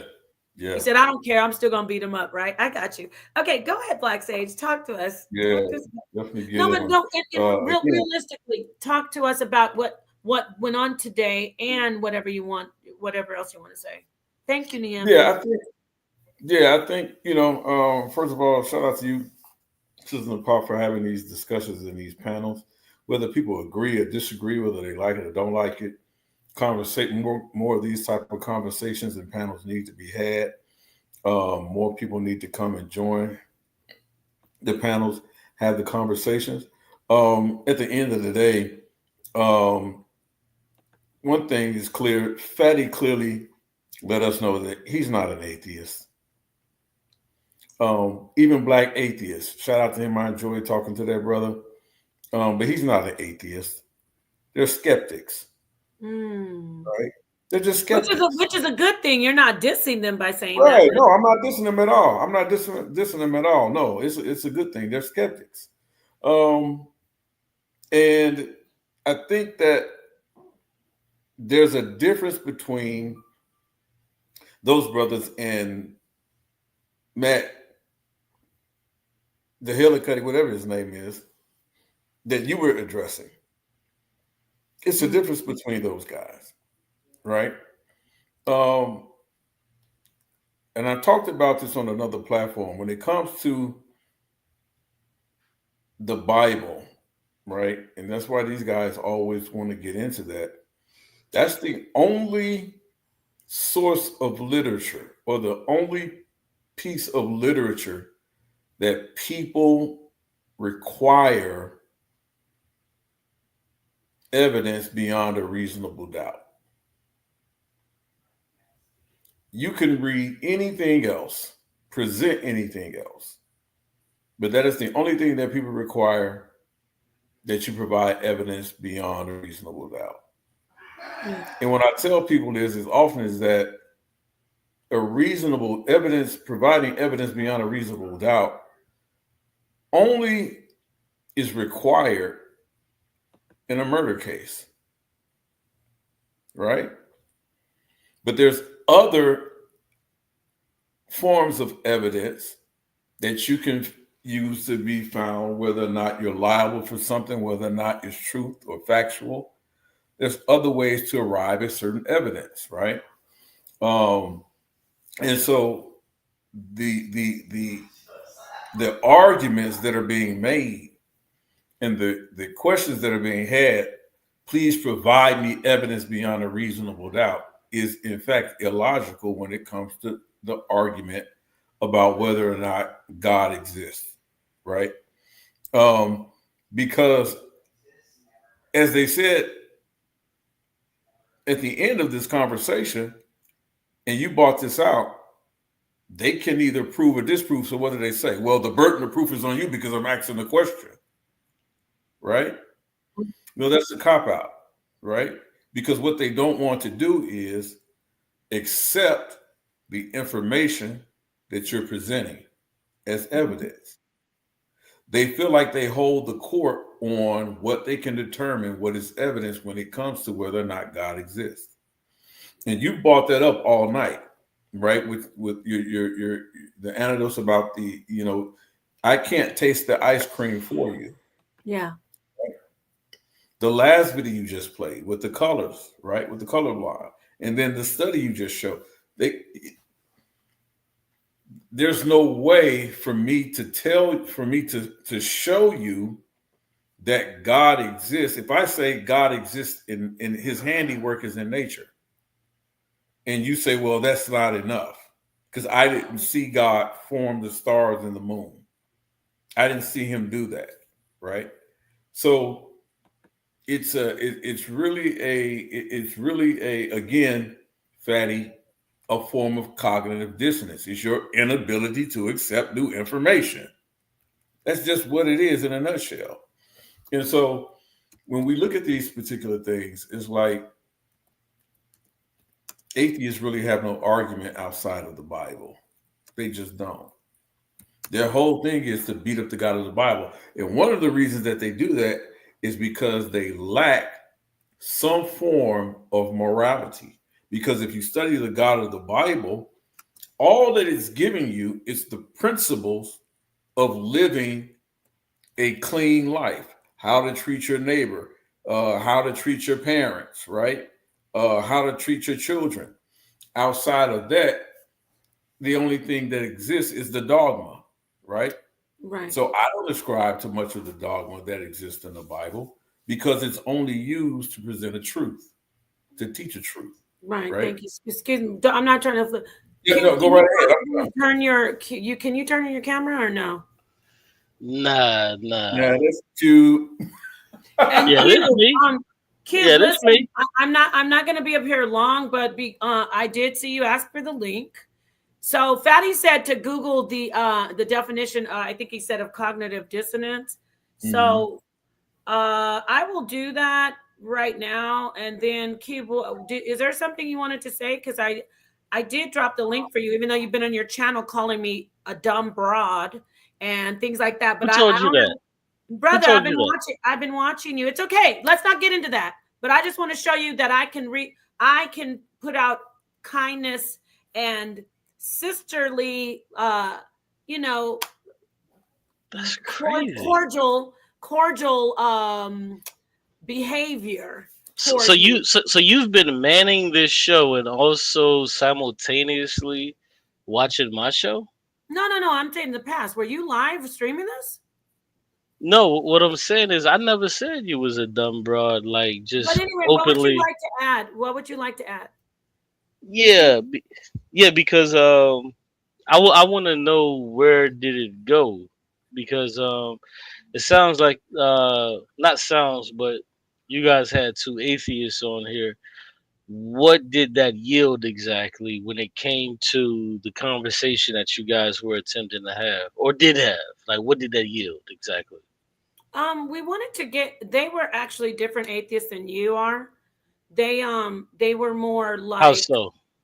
Well, they didn't say absolutely 100% no, nothing. There's nothing you can say that will ever show that there is an existence of God. And they said they haven't experienced it yet.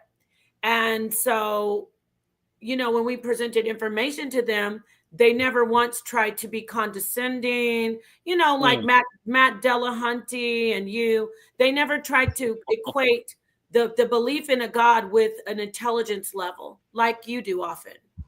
Oh, okay. So that's how they're different. But is there something that you wanted to add? Because you asked for the link. Would you like to add something? Yeah, that was part of what I wanted to get into, is like, what did that actually yield? I can go through it myself, but I wanted to ask you. I'm sure you will, and all the trolls will be in your chat cheering you on. But is that all you wanted to do? Is just ask what did it yield? Yeah, but you ain't even let me finish. You asked me the same question twice. If you don't remember. Yeah, because I want to see if there's something you'd like to add that is worth adding. So you don't want me to speak? Is that what it is? Quite frankly and honestly, if you're going to get up here and troll like what you do best, no, I don't want you to speak. But if you really want to add to the build, I let you in. So is there anything you'd like to add? Whether it's against what I said or for what I said, is there anything of substance that you'd like to add besides trying to get an let me get this clip and go over here and call her all kinds of dummies? Is there anything you'd like to add worth really talking about? Yeah, I would like to add a few things, but unfortunately, you're not going to ruin the stream, are you? Why would I? You're asking me a lot of questions and you're not allowing me to speak. So, number one, I wasn't on my stream calling you a dummy. That's not what I do. Number two, you were, but I don't care. Okay, well, if you don't care, it shouldn't be something. This isn't about you and me. I made the statement. Is there anything about what we talked about tonight? That's what I'm trying to suss out. I'm trying to figure out what you. I'm trying to figure out what you guys were talking about so I can attempt to add. But if you don't want to do that, that's cool. Like, I let you in. Were you in the midst? Were you in the midst of shutting down the stream and was that what it was? No, I dropped the link for you. You're here. So obviously I want you to, I'm giving you the opportunity to add. Yeah, but I want to add, but I'm also asking questions. Go ahead. All right. So what were you guys talking about specifically when it came to, because I was listening from the beginning, but I also had my own show that was planned. So I understand you had one brother who said he's from a different part of the world. He was an atheist. You had Bar on here. He was an atheist. But what I'm asking is, like, what became of that and what was the conversation? Because what you said was they weren't like I was. So I wanted to try to suss out more of that to try to figure out what that was about. Well, that's for you to do on your own. I can't suss it out for you. I can't give you an answer. Oh, Cube, this is what you should understand about that. You do what you do, look at it, and take what you will. I mean, there's nothing I can't guide you. It's interesting. You're the type of atheist that I was talking about. You want me to understand or explain the entire bill to you. You're capable as an intelligent, conscious being of watching it and deducing what you deduce from it. You will do that. So why do you ask me Why do atheists, even though you know what you will do and you know what you will believe, why do you ask people to do something for you when you know it doesn't, it's like a waste of their time? Because I thought that you dropped a link so we can have an intelligent conversation. So that's why I explained the reason why I was here. But you know, We are if having, you don't, I am having an intelligent conversation with you. I'm saying we did a build. It went for almost 4 hours. We okay. talked about a lot of things. Out of that build, you said you watched some of it. Is there anything you'd like to pick out from there and discuss? Or Yes, this go is ahead. what this is what I'm asking you though. What did you guys talk about that potentially I may be able to answer, or maybe you can be able to, bring to me? Like, okay, let me ask you this. Let's get past the minutia. Were there some things that you were asking atheists that imparted themselves onto the channel tonight? That you were asking them questions that maybe they couldn't answer? Did that ever happen? First off, that wasn't the right context because I wasn't asking them their belief in God. So they couldn't impart themselves because I didn't ask them their belief in God. Had someone asked them their belief in God, it would have been an acceptable thing to impart themselves. Okay, first off. But you wouldn't know that because you don't really look into stuff like that, and that's okay. You're asking me, and I guess that I'm going to ask you one more time. Is there anything that you yourself, without me helping you, without me holding your hand, without me actually understanding it for you, is there anything that you'd like to pick out from this stream and comment on? Right. I would love to pick out a few things, but that's what I'm asking because I listened to approximately the first 9 minutes, but I had a show that was scheduled, so I didn't listen to it. So that's why I'm asking you this. Oh, so are So you doing this for your show? I'm glad. Hi, everybody that's hating and jealous and angry and wish you could be over here when Cube does the replay and talks about how dumb we are and how I'm destroying the channel. Anything else, Cube? Because I'm going to close out. If you don't have anything to ask me about the build, thanks for hitting the panel. Thanks for not completely ruining the stream, as you usually do. And thanks for being the regular troll that you always will be. Anything else?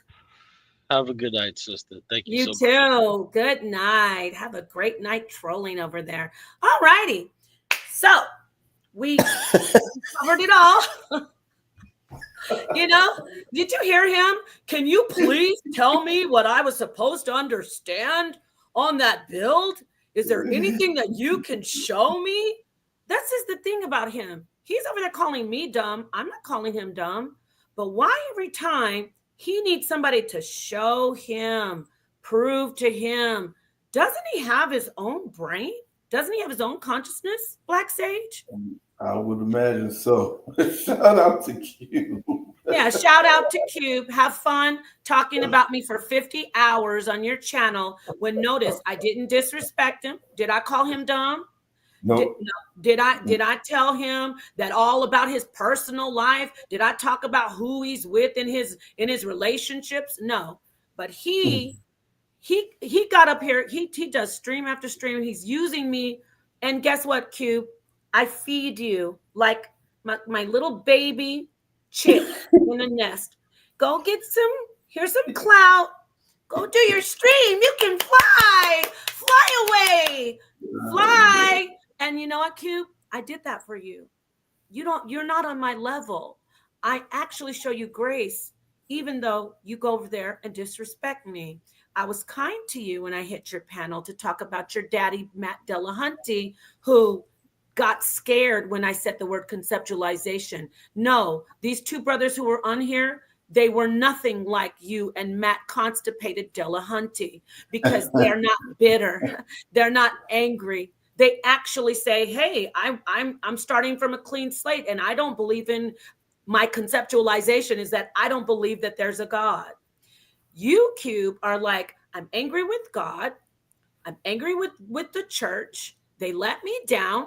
So now my concept of God is that God doesn't exist. And I'm going to be like my constipated daddy, Matt Dillahunty, and I'm going to go around and put people down and try to make people feel like crap, because that will make me feel better, I think, in my cognitive dissonance. Oh, I didn't get that. I don't get that for fatty. In my mind, my delusion, I'm talking like you, Cube, about you, Cube. In your atheistic delusion, you think hurting people will make you feel better about yourself. And that's because you've got a very angry, negative, toxic conceptualization of God. But guess what, Cube? You've got one. You've got a concept of God. And your concept is that God doesn't exist, and you choose not to believe in a God. God doesn't exist. That's your belief. Your belief is that God doesn't exist. You don't believe in a God. See how it's circular, Black Sage? You don't believe in a God. So your concept is that God doesn't exist. Your whole concept that you shaped is that God doesn't exist based on your pain, your suffering, the things that when whoever was shoveling, proselytizing the Bible to you all your life, it let you down in your mind. So now you go around being mean to people. And now, see, this is how you properly talk to a person without hurting their feelings, talking about how their marriage isn't right. And, oh, she's nobody likes her. Look at the chat. You get it, Cube? I told you the truth about yourself. You really didn't hurt me. You tried to.